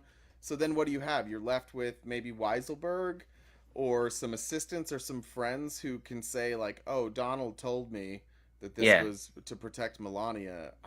I don't know. Unless there's some evidence we haven't seen that they've just kept hidden. I don't know who 'Cause- you call. That's the thing that like kind of scares me, like makes me nervous if they would call some like crazy witness, but I don't really know. But yeah, that was my only question. Yeah, I'm looking Michael forward to it. Cohen's next week. Did they say who the other one is? Yeah, I just heard Cohen on Monday. Yeah, probably just another small, It was they've pretty much covered Cohen, everyone on the and I witness read it list. this morning. Josh, oh no, that's the. I remember reading it this morning. I think this ABC News article said. Yep, Cohen's taking the stand on Monday. I know. Then it's kind of like interesting that they saved him for last because he is the one that will connect all these dots because he's kind of the center of it. You have all of these people telling their perspective, their version, and then he is kind of the glue that will tie it all together. Or not, and not just him, like again, not just his testimony, but his recordings, his emails, like they're going Yeah. to be going through, like the treasure trove of the paper trail as well. Looks Like, like this is the looks like instance where I Weiselberg. really It might hope be like, Weiselberg. Weisselberg? I didn't think Weisselberg was testifying. He's So here's been what they convicted. said. Yeah. So they said Judge Mershon took up an issue related to Alan Weiselberg's absence from the trial, where he has been mentioned as a key figure. Weiselberg's currently in jail. He pled not guilty. Prosecutors weren't planning to call Weiselberg as a witness, but Mershon encouraged them to see if they can get him to court before seeking to introduce evidence to explain his absence. Right now, it seems to me we're trying to jump the gun. We're trying to explain why he's not here without making any effort to get him here. So maybe so the second one would potentially be Weiselberg, it looks like. Mr. went to Rikers twice, Weisselberg. Yeah, is currently there, I think, too. Yeah. He's in jail for Yeah, the poor second perjury during the Letitia James case. Yeah. Okay. Yeah. I mean, last thing I'll say is like I'm excited for Cohen because I really hope that will put Trump in contempt because he's going to try and jump over the table at Cohen, but we can only hope. That'd be great. He's gonna use some of those papers and make paper airplanes. Just start throwing them at Cohen. I mean, somebody will have to make the airplanes for him, but he'll throw them. Trump's gonna Lovely. be in a very elevated mood, probably in the hallway next. Very much so. It's a sham. Lawfare. He's gonna say lawfare like 20 times. He does say lawfare all the time. He learned a new word. Thanks again, guys. Yeah. Have a good one. You Bye. too. See ya. Bye. Chris was next. Hey, Chris. If you're there. Hear me? Yep. Everything okay? Just wanted to say I've been watching you guys for the last couple of weeks. You showed up on my For You page one time, so I look for you every afternoon now. Appreciate that. I didn't really have anything to disagree with you guys on. I'm like you. I'm a former, well, technically I'm still registered as a Republican, but I haven't voted Republican since 2000. I lived in Maryland at the time. I felt safe voting for Bush because I figured the state would go for Gore like it did. I couldn't vote in 2004. I was so disgusted with what they did with Iraq. I'm a retired soldier. I could not. I couldn't vote for the Democratic candidate. I think that was 2004. He's from Boston. He was what's former Navy guy. John Kerry. Yeah, John Kerry. I couldn't vote for him, but I couldn't vote. I didn't know John Kerry was from Boston until right now. After the lies he said to get us into Iraq, and Yeah. I was still disgusted with Republicans in 2008, but I couldn't vote for Obama. I don't know what was going on in their minds when they picked Palin for VP. But I fixed myself. 2012, I voted for Obama. I voted for Hillary in 2016. I voted for Biden in 2020, and I'm voting for him again. I love that. So, Yeah, I think that's probably coming from a Republican. Like, as when you leave the Republican Party, for me, like, it became easier to vote for people that I'm not completely aligned with, right? Like, once you become discouraged with like who the Republicans are, like being able to vote for somebody who you can largely defend is a nice feeling. Like, you don't have to spend all day defending their history or their current comments, or for some reason why their legislation always seems to target minorities or women. Like, it is nice to be able to be on this end where you don't have to justify your vote to everybody. Like, even if you don't agree with everything they do, it's nice not having to justify that. it definitely is. Yeah. Can I ask you a question, Chris? Sure. What do you think about, like, you mentioned Iraq and what happened there? Do you see any parallels between Iraq and 9/11 and what's happening with October 7th?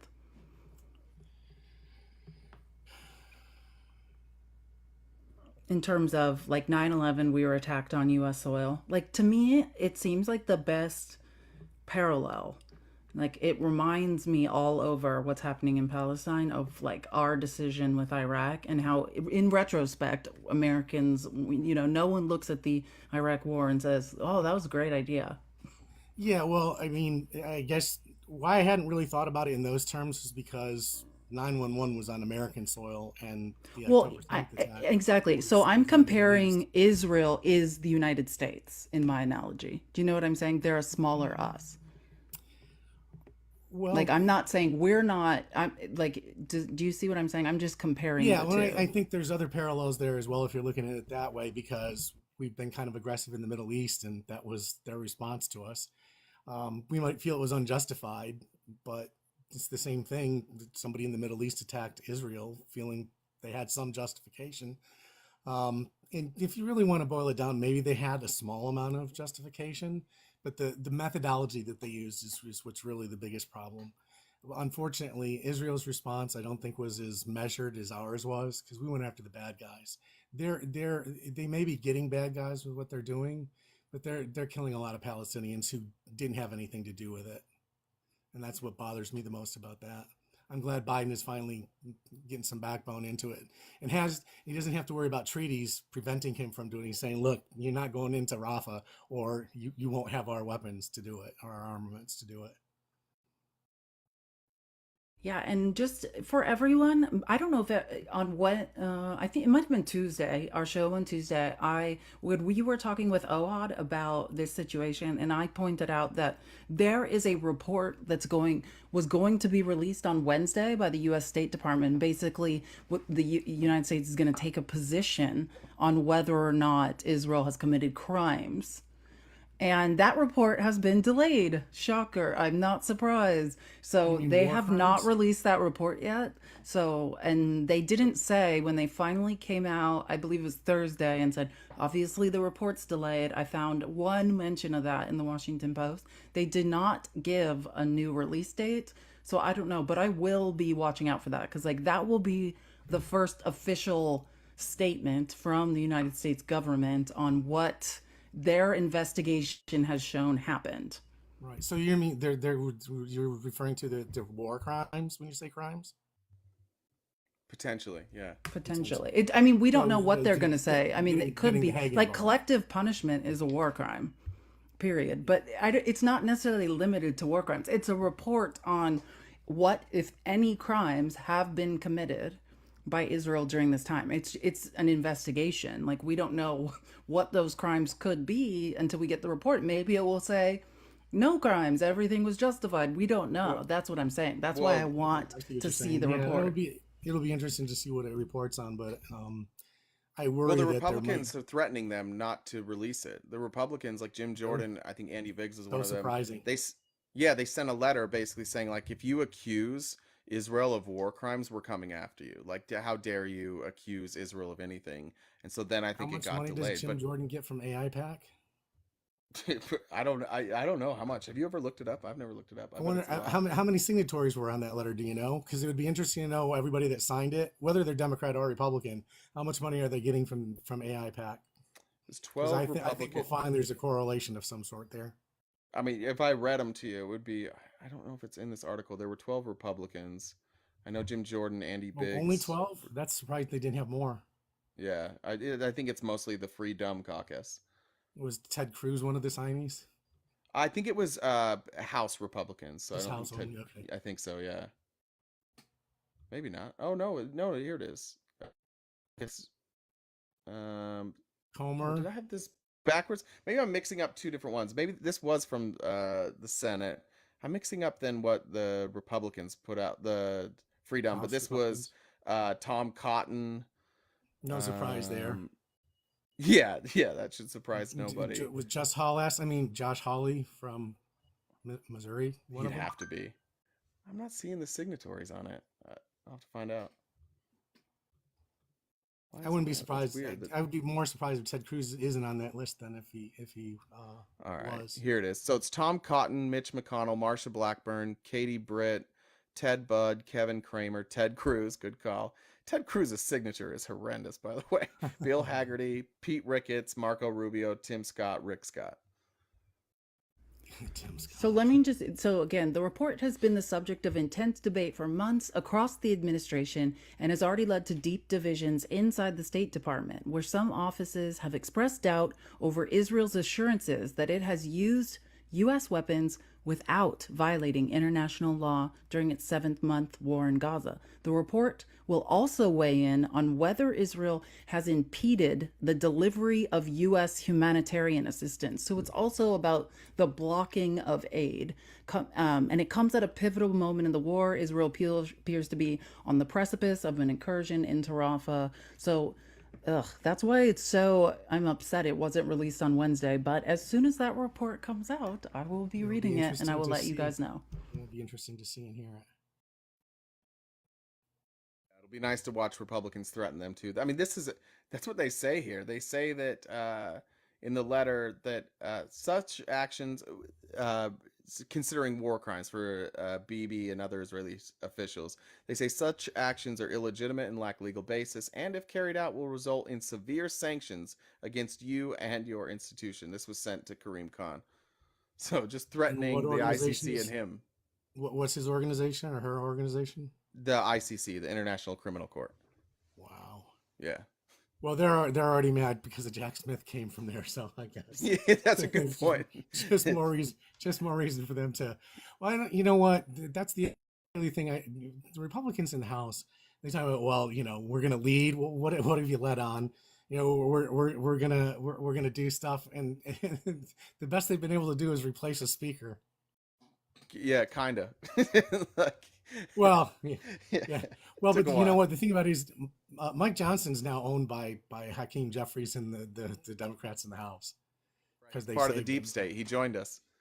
Oh yeah, yeah. Not The because Unity they Party. saved him, it's because they have a one vote majority. They get, Yeah, well, I mean, Nancy Pelosi did a lot more with a slim majority than either was it McCarthy or Johnson after him. So I don't know. Very good point. Yeah, she was an excellent speaker. Whether you liked what she did or not, she was effective.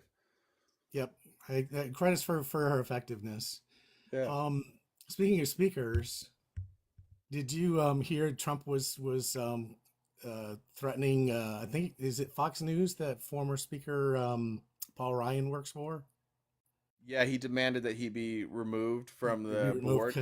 because he's a rhino and the worst speaker ever. And I was thinking, worst speaker ever? Wait a minute. What about Hold on. McCarthy? Yeah. And Johnson, they're both terrible. But all because Paul Ryan said he was going to write in a Republican rather than vote for Trump.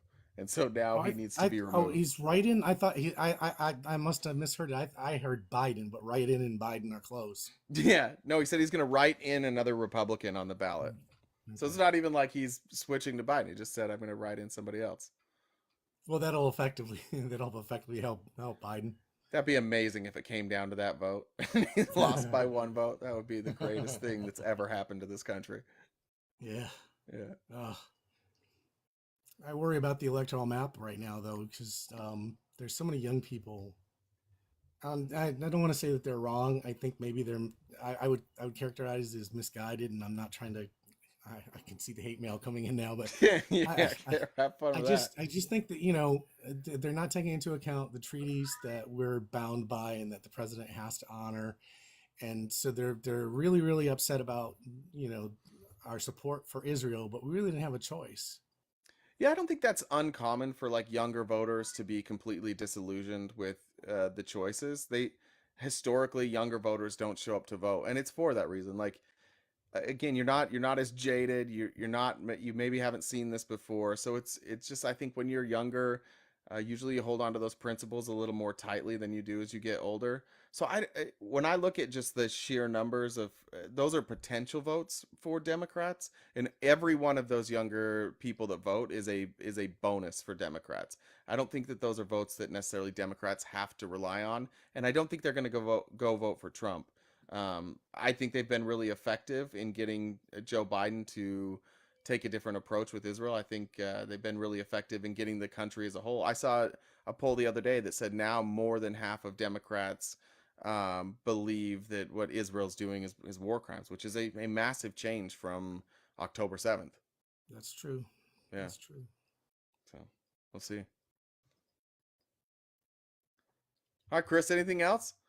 No, thanks for having me on, guys. Yeah, I'll be watching you. nice to meet you, Chris. Have a nice Friday. Take care. You too. All right, who was that, Chris? Monday? I don't see Monday. Okay. Let me check the order real quick. Sorry. It's in Discord. Guys, keep tapping the screen. Thank you so much. We appreciate all of your support. I don't know who's next. We'll go with Osme. Did I get that right? Easy Mike. Oh, I'm like Osme. What's up, man? I didn't even. Hey. That was weird. It just showed Osme. Oh, how are you guys doing?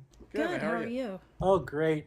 I watch you guys. I've been watching you guys now for about, I don't know, 4 or 5 months. I'm a fellow Arizonan, by the way, here in Central Phoenix, and I work from home and always listen to you every morning. So. If you look out your window at like 2 a.m., you may see Felice walk by. Oh, okay. She tends to do that. Ah, I I walk gotcha. during the day, not night. Oh, you've given up night walks? Oh, well, sometimes. I mean, not at 2 a.m. Never at 2 a.m., but. Gotcha. One time at 2 a.m. I have the text still to prove it. Had the hoodie and everything. Yeah. Well, I was going to the dispensary. It could not have been after 9, but okay. It was so dark. I guess that was in the winter. Yeah, it was the dark. winter, Yeah. so it was like really early because I was like, no, I can't. That's about the time you can probably be able to walk, I mean, especially now in the summertime in July. It's the only time you're going to be able to walk at 2 a.m. I know. I'm gonna have to start walking in the morning when it's the coolest or something. Exactly. No, hey guys, I just wanted to say how great of a job you guys do of bringing it home. And I heard you, RTP, going at that one guy a few days ago on the police the police situation with that one gentleman that in Florida that was basically unalived. And I think bringing it home to those police, they need to know that they are on our payroll, and they have to be held to a higher standard. Yeah, that's a great. I think that's the point. And people, when they try and compare like a criminal to a police officer, there's a huge difference. One of them is hired to like serve and protect, and the other one we don't pay. There's a massive difference there. So that's a really important point. I Yeah, agree with you.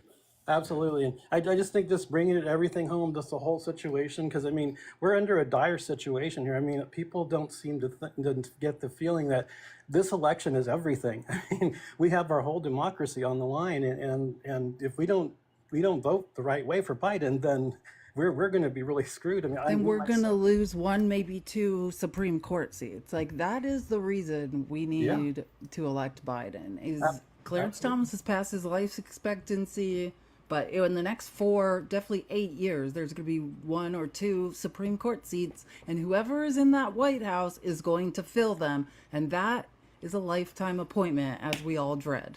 Absolutely, I agree totally, 100%.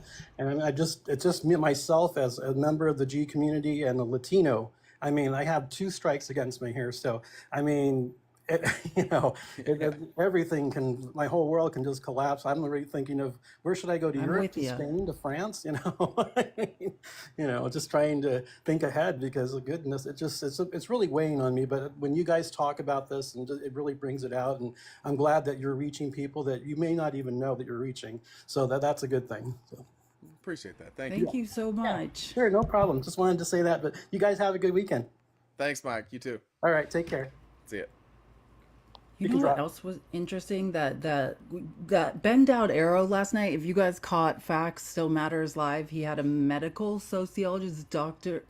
Ben Dowd Arrow on, and we learned so many things about the Second Amendment and guns, and like, it was just, the best point was just like about the Chicago, like when the racist dog whistle, Chicago, he was just talking about by state, like it goes by gun laws. Like the most violent crime is in every state with lax gun laws. So like the Deep South, like Illinois, every state around Illinois has more crime, or reds, like Indiana, Ohio, like their crime is much worse. Like it literally follows states with lax gun laws. So it was interesting to listen. That was one of the only parts I actually caught. I had my daughter yesterday, and Felice is actually gonna, I think, talk to Ben and see if we can figure something out to do an event. So. Hi guys. Okay. Say that last night. Hey, Steph. I didn't mean to interrupt. Did I interrupt? That's all right. No, you're good. What's up? First of all, I am a former Republican myself. God So bless it's you. always kind of weird when the mask falls off. It's like I see nothing Republican anymore. I can only see it in a Democratic viewpoint. I think your speculation about October 7th is interesting, and I equate H group with WMDs. And I think that's an interesting meaning like viewpoint. it's overstated. Is that what you mean? Like, no, like they'll stop at nothing to get the WMDs. They'll stop at nothing to get the H group. oh, gotcha. Okay, sorry, I had it backwards. Yeah. I'm trying not it's to not. say. It's literally just the same. Like Israel is the United States. Like we were attacked on 9/11. There was a huge I mean, not an overreaction. Like it was bad, but rather than figuring out who did it, right? Like acting with prudence and actually going after the people who did it, we bulldozed a country, right? And then said they're hiding in here somewhere.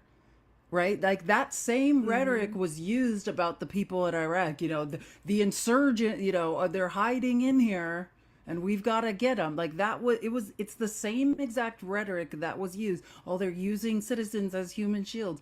It's terror. That's when we started using the word terrorist, and terrorist meant we can enter a sovereign country. Right? Yeah, like that. I mean, that's what it was used as. We started using the word terrorist group to give the United States carte blanche to enter sovereign countries and bulldoze them. And that's exactly, I mean, it's the same playbook. Yes. And it encouraged a lot of patriotism in us. And, it was a crazy time. My love of my life went over there. Yeah, crazy time. And okay, so Weisselberg will not flip on Trump, I don't think. So his testimony is going to be interesting. But the thing I wanted to come up about is I think when prosecution rests and defense starts, they're going to call all kinds of people to attack Stormy's character and tear her character apart. Yeah, that might be a good point. I wonder how much they're going to allow. Like, I wonder how much of a leash they're going to have to allow that kind of stuff. Because what Stormy is testifying to is like that this relationship happened. So, and there seems to be a lot of proof. I don't know how much the judge would allow people to just come in and smear Stormy Daniels. Maybe Keith Davidson. Maybe they bring up Keith Davidson. I don't know. I mean, it really, the thing that I think the only issue I see is like Stormy Daniels' testimony does not have to do with the real crime. Right. Like, I mean, that would be, in my view, almost a waste of time. Like, you understand, they're charged with falsifying business records. So either they can try to bring witnesses that in some way can poke holes in the fact the business records were falsified, but it seems like what they're focusing on is the intent, like what like which would be, oh, he's doing this for his family versus he's doing this because he's running for president. But yeah, like Stormy Daniels' testimony actually has nothing to do with the crimes that Trump's church. I mean, it does because he's denying it, right? Like that's the Right. bottom line. So it does, but it also doesn't. Like, I just saw her as a strong witness. I think she brought a lot of information that the jury probably didn't have, and they'll want to reduce her credibility. But I think you're right too that they're going to try to make him out to be a saint, and they're going to find some pastor or some religious person that he speaks to, counsels with, or there's going to be some craziness, I think, brought in. Yeah. Maybe they'll bring Marge. Maybe Marge can be a witness. We haven't had enough Marge. Thanks, guys. I Thanks, really Steph. enjoy your show. Have a great day. Appreciate it. Thank have you. a great day. All right. Next up was, I think, Superstar. Superstar's next. Congratulations. Superstar is big. Like, that's big. That's big time. Oh, hi. Hi. How's it going? Good. How are you? I'm right. I have my toddlers, so I'm just going to ask a question and run. But I wanted to, you said that you were reading Rachel Maddow's book, and I wanted to hear what you thought about it. I have not, like, I got through maybe the first chapter and I haven't picked it back up since. I'm hoping to get to it this weekend now that I got a little time. So I don't know. Oh, poor pig.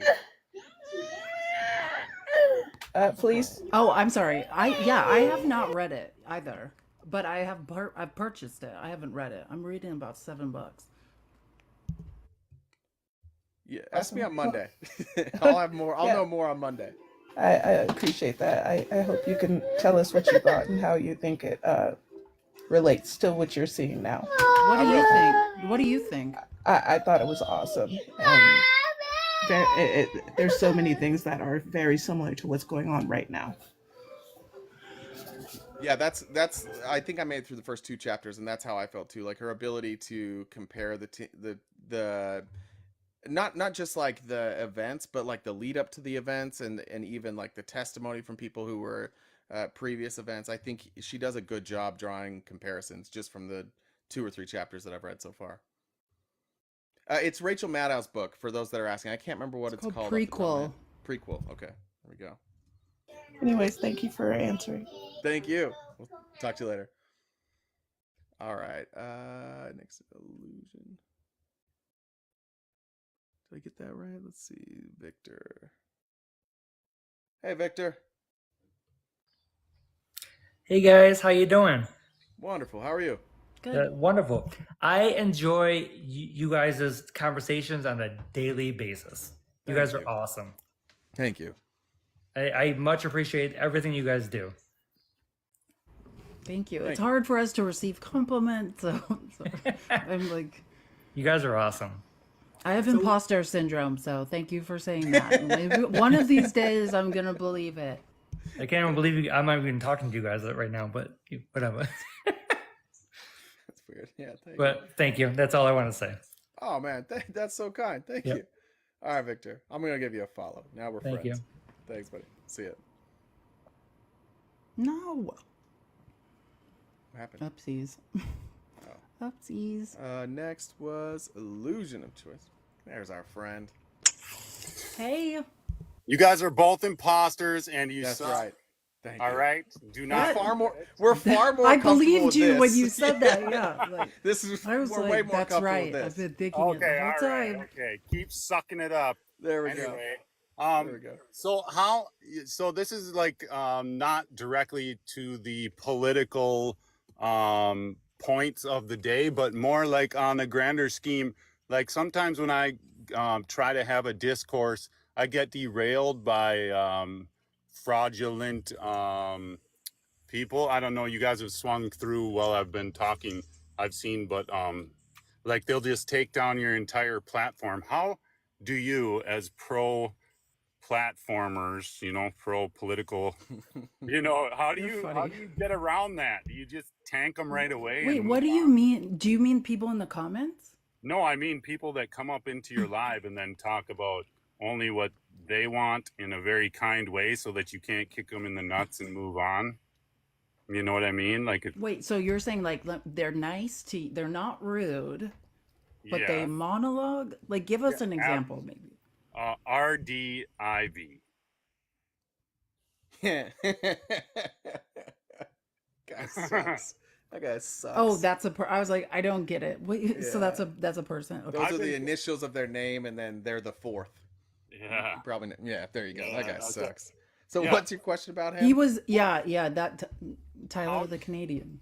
Yes. How do I get around that? Do I just stop being nice, or what? I mean, I'm trying to start a conversation about the pitfalls of supporting Trump and his agenda specifically, and it always turns to something else about AI and the political, minutia. So, what do you got? Look, there's people there's people like Robert who can talk for 30 minutes without saying a word. Like, not a single solitary thing. I don't know if I'm the best at handling Robert, but what I do is I just tell him that doesn't mean anything, and you try and get him back on point. I wouldn't have Robert on for a long time because I would get so frustrated with him not saying a single word, and eventually he would blow up and scream at a woman. That's what normally happens with Robert. Is he just I've blows been up on a and screams at live. women. I've been on a live one time, and I never spoke to him. And then at one point, he just started screaming that I was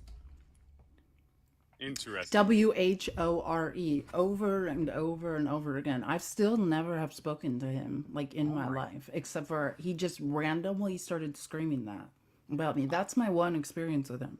Well, I think the main thing is like Yeah. cutting that off and making sure that like some people you can't have a discussion with, and that you just can't, and you have to force them to have the discussion that you're trying to have, or boot them. I think that's the hard part, finding people that legitimately want to have a discussion, and getting through those quickly. The ones that aren't going to have a discussion, get through them quickly. They're Okay. here to enrage you. They're here maybe to get your live taken down, or they're just here because they're miserable and like Only. they want to cause problems. Yeah. All right. Well, all right. I appreciate you guys. You still suck. You're Thank still you. horrible at what you do. Good. And never stop doing it. That Thank you. motivates me to be better. Thank you. Thanks, buddy. Bye. We'll see it. Let's see who was next. It was Luna, Victor, Myth Lover's next, and then Carol, you're next. Oh, sorry, I went backwards. It was supposed to be Carol first, but I'll get you. Myth Lover. I'll try Top to of the be. line. I'll try to be fast so that you can get to the right person. No, it's fine. Oh, last night was amazing. That Ben guy was amazing. Like that was the most. Oh my gosh, that was like a therapy session. Like it was like a men's therapy session. I was like, there should be 10 times the amount of people in here. I mean, I knew he was smart, but that I don't know. rarely meet people that are that intelligent. That was quite impressive. I didn't know any of that the little tidbit of history lesson he gave on like Colt and Winchester and the whole marketing explosion because of them. With all of that, that was crazy, and how it led up to like Clint Eastwood and those westerns and stuff. That was amazing. And then Like, and I mean, I even got up there and talked, but I think I used the wrong point when I was using his example of the going postal thing. But I mean, that we've had some pretty hinky people that have worked at my school, you know, like when I went there 20 some odd years ago. So I don't agree with the Tennessee thing. So, but I don't think they really got my point on that. I When want I to was read his research paper, the one that's titled, he basically yeah, has a research paper like about that men use weapons essentially to compensate for yes, their I'm penis size. That's what super, it's about. It's about the correlation of yeah. men using guns to compensate for their penis size. Yeah, yeah, no, I totally like. I'm excited to read that. I know. I Um, can't wait. yeah, but I appreciate you guys. Conversation you had with Thor earlier. Is none of these people admitting to the fact that men know the risk too of pregnancy when they And pro? men don't take responsibility for any of their actions ever in life. That's men's MO, is But not they taking literally accountability. avoid that in the like I've said it like multiple times in the comment. Like I tagged him and said, "What about the fact that men?" And he like never mentions that any of these people, the Tyler person, all of or Ty, none of them. But that's all I had to say. So Appreciate it. Thank you. bye. See ya. Couple people asked, like, somebody asked, do I shoot? I don't. I own firearms, but I don't really enjoy like just going out and shooting. I've never. If my family did that with clay pigeons and target shooting, it's just too slow for me. I like my ADHD brain doesn't work that way, so no. But I do own weapons to protect my home. Carol. Hey, Carol. Hey guys, how you doing? Um, Good. I've only been up one other time when RTP was going to do Bobo, and I told you I didn't respect you in the morning. But Well, you probably fit. That's you probably Just felt a lot checking like. in if it's happened. Yeah, you probably felt. I'm yeah, still working on it. I'm Yeah. still working yeah. on it. What's the Yeah. update on Lauren Bobo? How's that going? She's just right now. She's really focused on work, and we're kind of putting it on the back burner. She's doing a lot of really important work in Washington. She's holding a lot of really important God. press conferences and in front of Congress, saying a lot of like, well, I don't know if you know this, but we really need to protect the wolf, or we really need to stop protecting the wolves. Wolves Oh, are a real geez. problem, so she's focused on wolves right now. Yeah, well, I live in Philadelphia, so I don't see too many wolves around. Well, you Um, can thank Bobo for that. It's all her. so I just have a question. Do you think that we will ever be united ever again? Or is it going to be this for the rest of my life, and I don't have that many years left? But Um, what do you think? Like after Trump, what do you think will happen? I guess that's yes, my question. I don't think we've ever really been united, but but this is different, and I Yeah, do think that I do think that America, like we have these times of unrest, and people get worn out, and you can everybody feels it right now. Like it's an election year, so everything's bigger. Plus, Trump's in the news every single day. Like people are worn out. I'm worn the fuck out. yeah, Like I really, really am.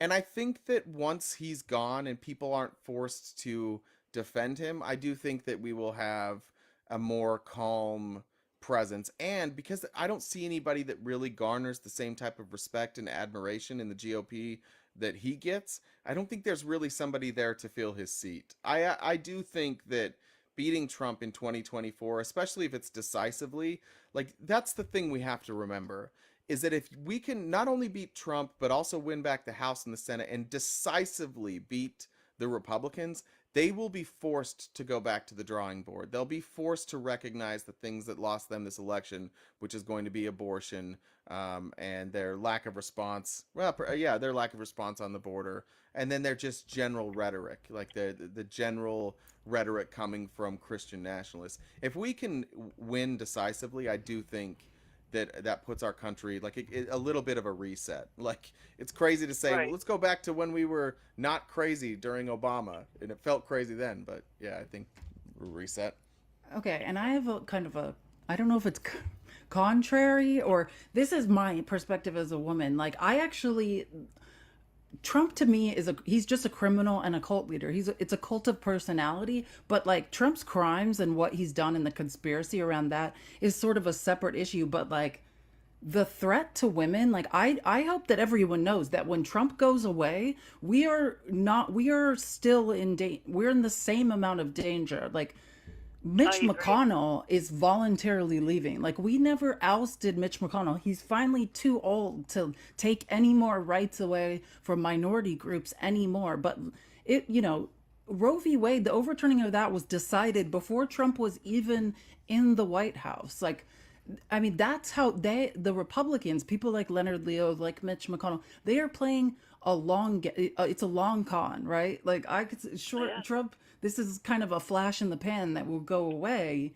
but women and minority groups and Project 2025 is insert Republican president here, So, Right. I mean, to me, as a woman, as a minority, as part of the LGBTQ, like, I wish I could tell you that things were going to get better for me if Trump leaves, but they're not. Like, I've been in the trenches taking grenades. I'm going to continue, and I have to keep fighting. And that is a big fear of mine. I think there are a lot of people in this country who are incensed or enraged by Trump. And I worry that when Trump goes away, like, will people still support minorities, women who don't have equal rights in this country? That's something that keeps me up at night, because I do think people have this idea that when Trump goes away, oh, we can relax. Like, I think that is one of the scariest propositions I've ever heard. Like, I couldn't relax before Trump. I'm not going to be able to relax after. Yeah, I thought I could relax when Obama was elected, and boy, was I wrong. It was crazy. Exactly. It's gotten crazier and crazier and crazier. So Yeah, and as like that's the nature of the conservatives, right? Like they want to drag us, but they want to interpret the Constitution as it was written in the time period in which it was written, which we know there's no mention of women, of minorities, of you know what I mean? Like that, those rights aren't for us. So that's why we need to fight for the Equal Rights Amendment, to codify abortion, for all the things that God will, like people can't take away from us. Yeah. Okay, love you guys. Watch every day. Thanks. Thanks, you. Love you too, Carol. Thanks so much, Carol. Keep fighting the good fight. Yeah, Thanks. you too. Thank you. See ya. All right. Guy, I see you, and I see you. The artist formerly known as HVAC. On Friday is the only day. Known as HVAC. That's a good one. That's a good one, Jeff. Thank you. On Friday, we open a box up to everybody, so I'm just gonna skip you guys because you guys are able to come in as opposition anytime. So I'm gonna skip both of you. Kenny G, I think it was I Love You Stop Asking. Jen just can't see them for some reason. Hi. And then Kenny G you're after. Whenever I hear that name, I just start smiling because it's so sweet. Hey. Hello. Hey. How are you guys today? Good. Great. Excellent. First of all, can you tell my son to go to school? Because that would be really nice if he would do that. Go to school. Ditching school? Yes, he is. Yeah, I How skip old is school he? all the time. Depends. 10? Oh yeah, Yeah. that's a good age, right? Like I was a second grade teacher, like 7, 8-year-old, and it's such an interesting age because around that age is when they start realizing like I don't have to do all of my problems on my homework. Like I don't necessarily have to be where people tell me to be. Yeah, they challenge authority, which is a fascinating part of developmental growth, but makes you want to pull your hair out. Oh, yes, very much. Like we're trying to get, how do we do consequences without punishment? And like trying to navigate that and also be a parent is super much fun. Yeah, my daughter Gentle walks all over parenting. me, so I don't have good answers for that. I just do whatever she tells me to do. So, I don't know. Yeah, you're the toddler. That is the role, right? That's the role for a toddler, Okay, yeah. yeah. I have no idea. They are literally narcissists. Like that's primary narcissism. That's like healthy narcissism. Like the only difference is you grow out of it. You know what I mean? Like that's part of developmental stages is realizing, oh, I thought I was the center of the universe and my mother's purpose was to keep me alive and do what I wanted. And now I recognize, oh, I'm not the center. There's other people I need to share. Like There's I a would really pay great to see your daughter pick on you though. Send me a video of it. I know, right? It's all day. I would love to see it. Already There's a really today, great- like if I walked into her room this morning, just when she woke up, and like I'll try and do something like be a character. Sometimes she laughs, but like 90% of the time she goes, ugh, and that's it, Gosh, and we're just like turns the over. same Yeah. person. She's like Yeah. having the same daily experience as Yep. I am. Yep. That's so funny. Yeah. What I really came up here to ask is why do you think that the Republicans, who are so all about the past, the past, the past, let's go back to the 1920s or the 1820s or whatever, are able to play such the long game when Democrats had the majority and couldn't even codify Roe v. Wade? Like, we can't do the simple necessary things, and we don't have the long game planning that the Republicans seem to. Why is that? Well, if we're just being honest, it's because nobody cared, right? When Roe wasn't codified, but they took these judges at their word that they won't overturn it. And despite like people consistently telling us over and over and over that they wanted to overturn Roe, like nobody wanted to believe it. Specifically, my folk, the men, the white men, like we didn't care about that. And frankly, a lot of us only care about it. I'm not saying for me, but like just in general for the people in Congress, like they only care about Roe now because it helps them in their election. The truth of the matter is, like Democrat or Republican, there are a lot of people who really don't care that much about your right to bodily autonomy. They say that they do, but actions didn't back that up. Like you say it all the time, but like more women need to be involved and take office in Washington, or most of these problems aren't going to be fixed. I get that. I'm just I was wondering. just looking up that time period and why the Democrats caught flat-footed by the end. Why were the Democrats caught flat-footed by the end of Roe v. Wade? Yeah, I can't fix the past, but at least I was just because I don't know the answer. Like when it happened, it was so frustrating. I think John Oliver said that the Democrats are treating it with the solemnity of a funeral instead of the urgency of a heart attack. Like, why did we not jump all over that and be like, I mean, I get why, because Republicans in Congress and all of that, but like, and I get that it put us in a good place for now, but between then and now, it's been 2 years and women are dying. Like, every life that gets lost, it's just, it makes me want to cry. I hate that the answer is just that people didn't care, but that's, I mean, when politicians care about something, when they want to get something done, they get it. And people can talk about the filibuster and needing 60 votes. Yeah, well, we should have won more elections, but two, I think it's been shown that there are moderate Republicans who believe that the very basics of Roe, which was like 15 weeks basically, that there's plenty of Republicans who believe that should be the law of the land. I don't think it was impossible to get 60 votes with a divided Senate. I don't agree with that. It just the reality is it wasn't important. People didn't think it was important enough. They didn't make it part of their agenda. They didn't make it part of their platform. They just kind of sat back and let it happen. It was complacency. Well, here's a good pair. There are a great many points where Democrats could have kept the country on the rails. Chief among them is in the aftermath of the 2000 election when Al Gore won the popular vote, but the Supreme Court along partisan lines installed George W. Bush as president, which is interesting because then states had rights, right? Yeah. In Bush v. Gore, which Kavanaugh argued, states had rights to decide, to decide an election. That is one of the major hypocrisies. If the reverse happened, blah, blah, blah. Let's move on to the Obama thing. Democrats, though, did nothing, even though one person, one vote is likely how most Americans believe our system worked and is an easy advocacy line. When Obama took office, Democrats controlled both houses of Congress. In the states, Democrats controlled more legislatures than Republicans did. More states had a Democratic trifecta. Democratic governors plus both state legislative bodies, then a Republican one.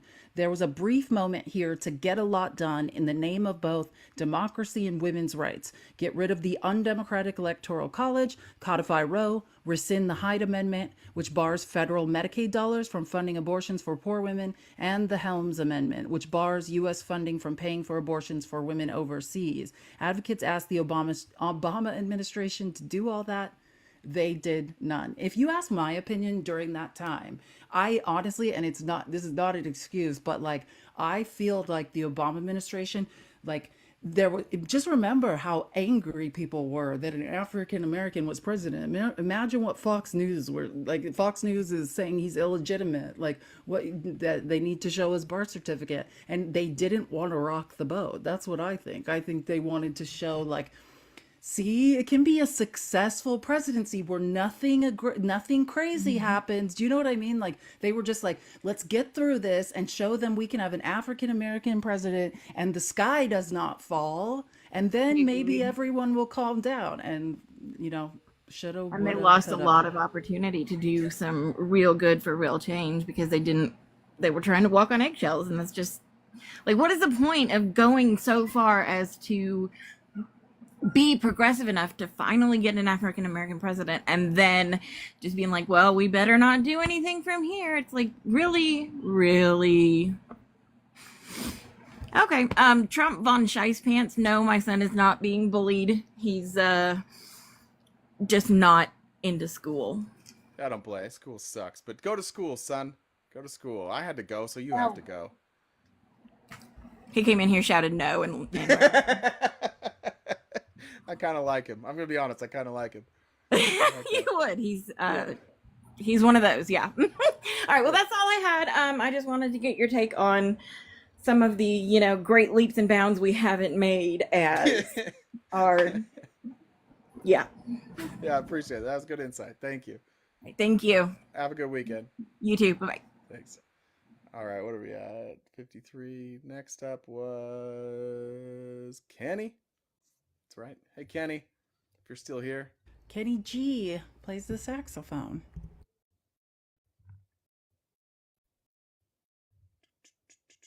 He looks different than he looks on TV. I can't see. I just see a blank box. I can't. All right, Kenny, it's not loading. If you're still here, hop back in the box, Kenny, and we'll get you. John Stone. John Stone. Also. Hey. Well, John hello, Stone. you two. Hey, how you doing? Good. Hey, you know how every Kenny G concert ends? How? Sir, wake up! The concert's over. That's funny.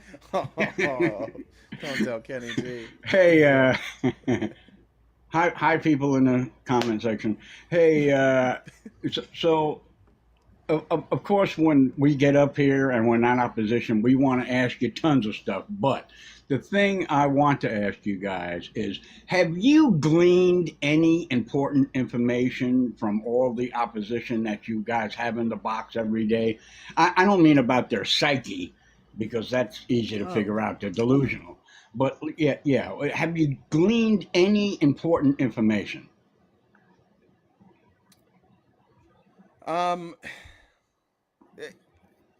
I'm trying to think off the top of my head. I mean, there's times when people bring something to my attention that I haven't heard before, and then we look it up. Off the top of my head, I can't think of any. But yeah, they definitely bring stuff to my attention that I have to write down and go research after, or research on the spot. But off the top of my head, I can't think of one. I don't know, Felice, if you can. No, I mean, I do. I say this all the time, but I just think that, like, it just, I don't want to say I validate their position, but I do think that we need to recognize, just as a teacher, like, my perspective is about education, and we are all saying the same thing. Like, that's the different, like, I feel like I'm screaming, like, will somebody listen to me? Like, this is miserable. We're all miserable. And like, everybody is having that experience. Now, is it valid? Like, is everyone suffering in the same way? I don't know. But it's like, in high like that woman said, like that came to facts still matters live, that was in the military and in a cult, like in high control groups, like perceived persecution is reality. I would say like that is one of the number one lessons that is hammered home in my mind, is that regardless of what side of the aisle you're on, like perception is a reality. And when you deny someone's reality, their perceived reality, there's going to be a violent reaction. But again, the underlying encouraging part of it is like we're all saying the same thing. Like I can't pay my bills, right? Like I'm miserable here. I can't afford things. Like, and some people equate that to who is president, but I think the larger thing we're all screaming and we need to get more education around is the real issue is capitalism. I agree, and they fail to recognize that. You know, it's not Biden's fault that oil prices are up, gas prices are up, Exactly. and food prices are up, or even rent. You know, home ownership prices are up. None of that is Biden's fault, and they can't get through that through their heads because they need to blame Biden for something because they have it in their heads that Democrats bad, you know, and and when we say orange man bad, we mean it. Well, look, I think that like when I just compare, if outside of like my conversations, if I'm watching other conversations between liberals and conservatives, to me the biggest difference is where people stop researching as far as like educated people go. The most educated people that are political commentators on the right generally stop researching when they find what confirms their bias. And that happens on the left Absolutely. as well, but the ones that are good on the left don't stop. The ones that are good on the left, if you want to take somebody seriously and you listen to them and then you don't listen to them and you come back 5 years later, if they're saying the same shit 5 years later, they're probably one of those people who stops at where their confirmation was biased, right? Like where they got their confirmation bias. But if they're saying like slightly different things, or if their position has changed, then you know that's probably somebody who like doesn't quit just because they found something on Google that validates what they think. Right. A perfect example of that That's a is great the point. XL pipeline. The XL pipeline. It's been 4 years. You know, 4 years. We've heard the same thing, and I know that these people have been explained everything about the XL pipeline. I know they have, or they've never turned this app on before, but they continue to spout out this nonsense, and the stolen election, and all Lara the Trump rest of it. said the XL pipeline thing on Thursday. I almost stabbed my eyes out. She said all of this that's happening today. I kid you not. I might have the clip still. She said everything that is happening now with Trump's trial is a result of the XL pipeline. If I'm gonna find that play, but I was like, oh my god, like she, you know what I mean? She hasn't, like Jay is saying, they stopped researching. Like she heard that however many years ago we were saying XL pipeline over and over, and she stopped learning there. Like she hasn't updated even her conspiracy theories. Right. All right. I'll hop off if you have anybody else in here. It was great talking to you guys. You know, sometimes I sit in the comment section and you have one of these, I call them nutbags because I have no respect for these Trumpers anymore. And they're just spouting their nonsense and I'm like chewing my lip off. I want to get Yeah. in here so bad to say something, you know. Yeah. But Isn't it the worst hey, that you we're guys all have on a, the same team? That's the best. That's the yeah. most insane part about this whole thing. Is the only way that anything will ever change is if we all work together. Yeah. Yep. All right. Hey, you guys have a great day. And this was a blast. Thank you. Enjoy your weekend. Have a great weekend. Yeah. All right. I do need to read. That you're gonna. I can just tell you right now, you're gonna love this. This will be, I think, Okay. your favorite moment of the entire live. Oh my gosh, that's a big claim. I know. I know. This is a good test to, and I need you to be honest because I want to test. Like, do I really know Felice? This is from Jamie. Two cows are standing in a field. One cow looks at the other one and says, "Moo." The other cow says, "Dude, I was just about to say that." That is some. That's That just is like my monkey fell out of the tree joke. that is That's your so joke. because moo is all they say. Another comment from Wasn't Me. The GOP was proud that they stole SCOTUS. Reprehensible. I agree with that. Oh, they are. They are for sure. All right, and I think Another thing that happened on Obama's watch. we're gonna finish things off with space pasta here. Then we'll Space be done. pasta. Hey, what's bracking, guys? What's up? This was actually perfect timing. I came in here. I was gonna drop some bio philosophy on you guys. Okay. Do it. So I was in another live, and then me and Drew were talking in the comments. Drew, massive turnaround, but he was saying the same thing that you were just saying, like their perception is reality, and then I tried to like come at it because he learned it from me. Okay. Teacher for a reason. That's right. Drew said he had Kenny G hair in high school, also in the comments.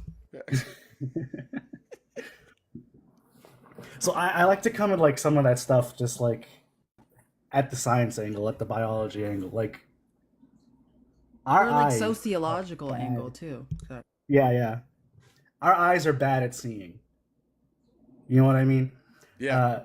Peripherals make up 90% of our vision. We see like maybe 7 degrees, less than 10 for sure. I'm not sure about if 7 is the actual number, but like our brains are making up the peripherals that we see, the Yeah, background. that we literally see. filling it in. Yeah, it's Yeah, fascinating. just logical assumptions. Like you see, it's raining, and then there's a guy outside. You imagine the umbrella before you see the umbrella, because that's just how our brains work. We're faster at processing these things than we are actually looking at these things. And when we're talking about like perception versus reality, we actually can't trust our perception. It's Literally, we Yeah, cannot. have If to you literally look closer, slower, and with actual effort to actually see things. So like when you're talking to these people whose ideas are just like so far out there, they don't live in the same world, you have to really just like encourage them to like take a step back and just look a little bit closer, you know. I understand that you think that you're seeing the right thing, but your eyes are tricking you. Yeah. That's like I said to Drew the last time we talked to him. Like step back, like pan out. The view is wider. I agree. Yeah. Yeah. That's good advice for in every situation. Any situation you have, step back, try and remove yourself from your own feelings and view it that way. But and it's difficult to do. Yeah. For sure. All right, guess what? You're not going to be last now because I'm fangirling a little bit, so I got to bring one more guest up. All right, see you guys later. All right, see you. All right. Bye, space pasta. Comrade Sean. I'm fangirling. A pleasure to meet you. Hello. Girling is insane. That's funny. What's up? I wanted to ask you a question. I want you to answer it from like your own perspective, as honestly as you can. Okay. And it's not meant to be a mean question. If I wanted to get mean, you know me, so I know. think you'll know. Yeah. It seems as though with I know you don't like the quote unquote like the Democrats, but I will ask you a question for both of you. I'm 30 something, and from what I've observed in history for the last like 200, 300 years, what has been with Democrats seems to be like this thing, or with liberals in general, whoever's the liberal party of the United States, seems to be this thing where it's like, next time, we'll do that next time. We'll get rid of Jim Crow next time. We'll give you the right to vote next time. We'll stop these horrible things from happening to your people next time. And it seems like this is the same thing. I feel as though, like, I have this saying, I think you've heard me say it before, whereas the Republicans' job is to turn America back. The Democrats' job is to strategically lose. When it comes to like the next time, though, do you actually think that liberals This is more of a question for the voters. Do you actually think that liberals have like the balls to actually hold their feet to the fire and make next time happen this time? No, no, I don't. That was a fast Look, answer. yeah, look, the thing is it's like it sucks. Like the way that we're set up is we're set up to move along slowly. That's how our government operates. And so all change is going to happen way slower than we want it to. But I do think my perspective might be different just because for me, like my change has been massive. So just like on a personal level, people like yourself who had these conversations like made a massive impact on me personally. So like internally, I don't think I have the same, obviously different life experience than you, but internally, like I almost view liberals as somebody who did liberate me, right? Help me be a better person, help me see the world differently, help me have a different perspective. So I may still be in like that honeymoon phase of like we're the good guys, right? I'm still new, but for those, like you said, your whole life you've watched this same thing happen over and over and over. I From your perspective, that makes perfect sense to me. But I do think that having stronger voices on the left, like that is what drives all change. No change has ever happened without a bunch of loud, obnoxious liberals like going to the streets, going to government buildings, holding up signs, picketing. None of this change has ever happened with any of the without those people. None of it would have happened. So it's like I get it. Like it's like you're gonna fight probably your whole life, and that sucks. Fair enough, Felice. Yeah, so like my degree is in history and like I I see history in two parts, like the macro view of history.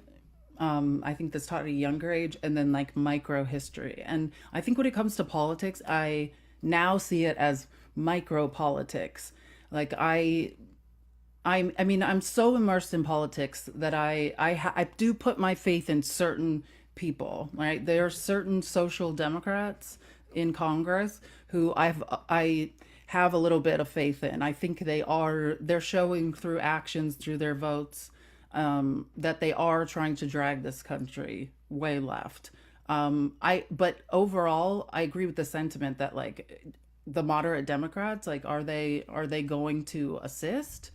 I don't know. I'm very much expect the worst and I'll never be disappointed. Like I see it as like I played Division 1 volleyball. Like I could have my best game every single day and still lose, right? Because I had to accept the fact that I cannot control everybody in the game, right? Like I can't play for everyone. Like I'm going to leave it out on the field. Like I'm going to drag this country as far like left as I personally can. But also I once disappeared into South America and lived in like lived in a commune because I lost hope, that I could drag other people along with me. So like I want to be positive and have a hopeful view, but I always will have like my own parachute and exit strategy as well. But yeah, I think there are individuals I have faith in can do the right thing. I think that state level politics, like I've become much more active in and see like that as a focus for me. Like my farthest left activism is going to happen at a local level. The far left flank, there's a few people like that are saying the right things and their votes are following along. But again, my biggest lesson in life has been I cannot control everyone around me. People are going to let me down. Like, I'm not going to let that affect my performance. And like, I always have a plan B, C, D, E. That's fair. These are very honest answers. I appreciate that. Um, to clear up something, if I can, because many Please. people in the comments are saying things, and I'm listening to what y'all are saying. I'm just paying attention to both. Because the thought experiment seems to be with the United States seems to be um, one at the expense of people of color and one at the expense of marginalized people. I have to watch what I say on TikTok now. I got banned the other day for telling someone what type of whiskey I drink, But so when I talk about the United States, I'm super careful. So when I say thought experiment, just know that I mean real life. In real life, these things are actually happening. In real life, people of color are getting unalived by police officers. In real life, people of color are not getting jobs at higher degrees than white people. In real life, women are getting overlooked for their resumes and not getting calls back because their name sounds feminine. In real life, 1 in 4 women in the United States is sexually assaulted before the age of 18. In real life, all of these things are actually happening. And when you say next time, like, it doesn't really give any hope to anyone, which is why I asked this question. Now, I know you two up here understand this, but the idea of just trust me and just do it this time tends to put on the back burner what people actually need today versus what could actually be happening. Because the United States, if we're being honest here, the United States has always been, and I've always said this, always been a fascist country. We were founded on fascism. Like, the entire idea of the United States was to get rid of the people who already live here, take people from another country to cultivate the land that you stole from people who already live here, and to marginalize those people and to subject them to violence if they do not adhere to your practices, your cultures, your religions, and get rid of their own practices, cultures, and religions.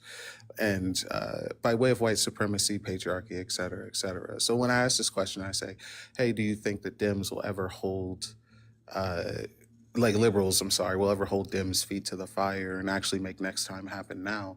It's more so to get you thinking about like what it is that you're doing and what your long-term plan is. And it's not necessarily, it's not a rhetorical question. I'm not saying it to be like very condescending or anything like that. But if your answer to me, and this is to some people in the comments, said all that to say this, if your answer to me for, well, what about this time? If your answer to me is like, just wait for next time, by saying things like, well, just give me your vote this time, like, that's not an answer. You actually have to think about actual solutions. We have less than 7 years to reverse carbon emissions before we are completely going in a downward spiral for climate crisis. And that's just a natural disaster. I'm sorry, I didn't mean to monologue, but I just noticed like beautiful. these types of answers. No, I appreciate that. I think one of the things I really like about you, Sean, is that you challenge people, your No friends, bullshit. anybody around you. Yeah, and again, like you help push people more towards what needs to be done, and I think you take very principled and educated stances, and that's why I'm such a fan. And I also want to clear up, somebody in the chat said that you can fix them. Can you just let everybody know that I'm your project and not them? Can you let them know? Wait, what did they said you could fix me? That you could fix them, but I just want to make sure that I was first Jay's on a the full-time list. job. You're first Yeah, on the list. that's It's right. so funny. I'm the Oh current my project. God, I love that. Yeah. But to anyone who's asking, my actual solution when someone asks me this is, I'm just going to say this and I'm going to hop off so we don't get it taken down, is armed revolution. Like, that's my actual solution. That's the only way you'll be able to get rid of any governmental system that is incremental and ineffective in any actual material change. And if you want to argue with Sean about that, you can find Sean anywhere. Well, and I want to say, like, I think that, did she go? They left, yeah. I think. Okay. Did they? Sean's pronouns, I think, are they, them. It I'm says pretty she, sure. her on her profile. Is it she, her? I thought yeah, it was they, it says she, her on her profile. Okay, my bad. Sorry. So, yeah.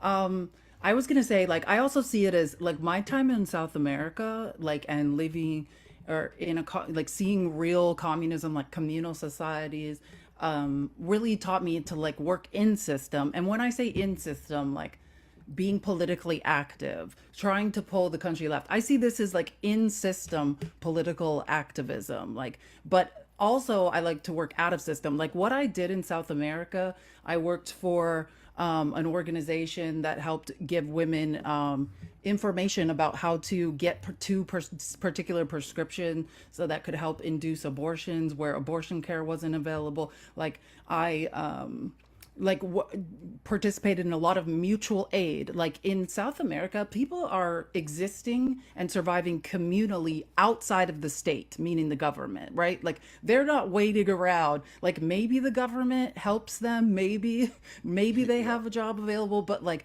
the first and primary system within which people are surviving and helping each other survive is mutual aid. And so like and activism in that way outside of the normal government political system, because they see it as sort of a puppet system or less than effective. So like I think we should think about it like that. Like what can we do in system, recognizing this does seem to be a little bit of a game. We can't control all the players, and things of that nature, which are very annoying. Like I want things now and this broken system isn't helping me get them. So then out of system, like what sort of mutual aid programs or things can we do to force change, to hasten change, to put it on our timeline? And like I guess that's the thing that I noted. Like this system is broken and we can't work within it all the time. And at that point we need to look at things like mutual aid and political, like, or activism outside of politics to do that.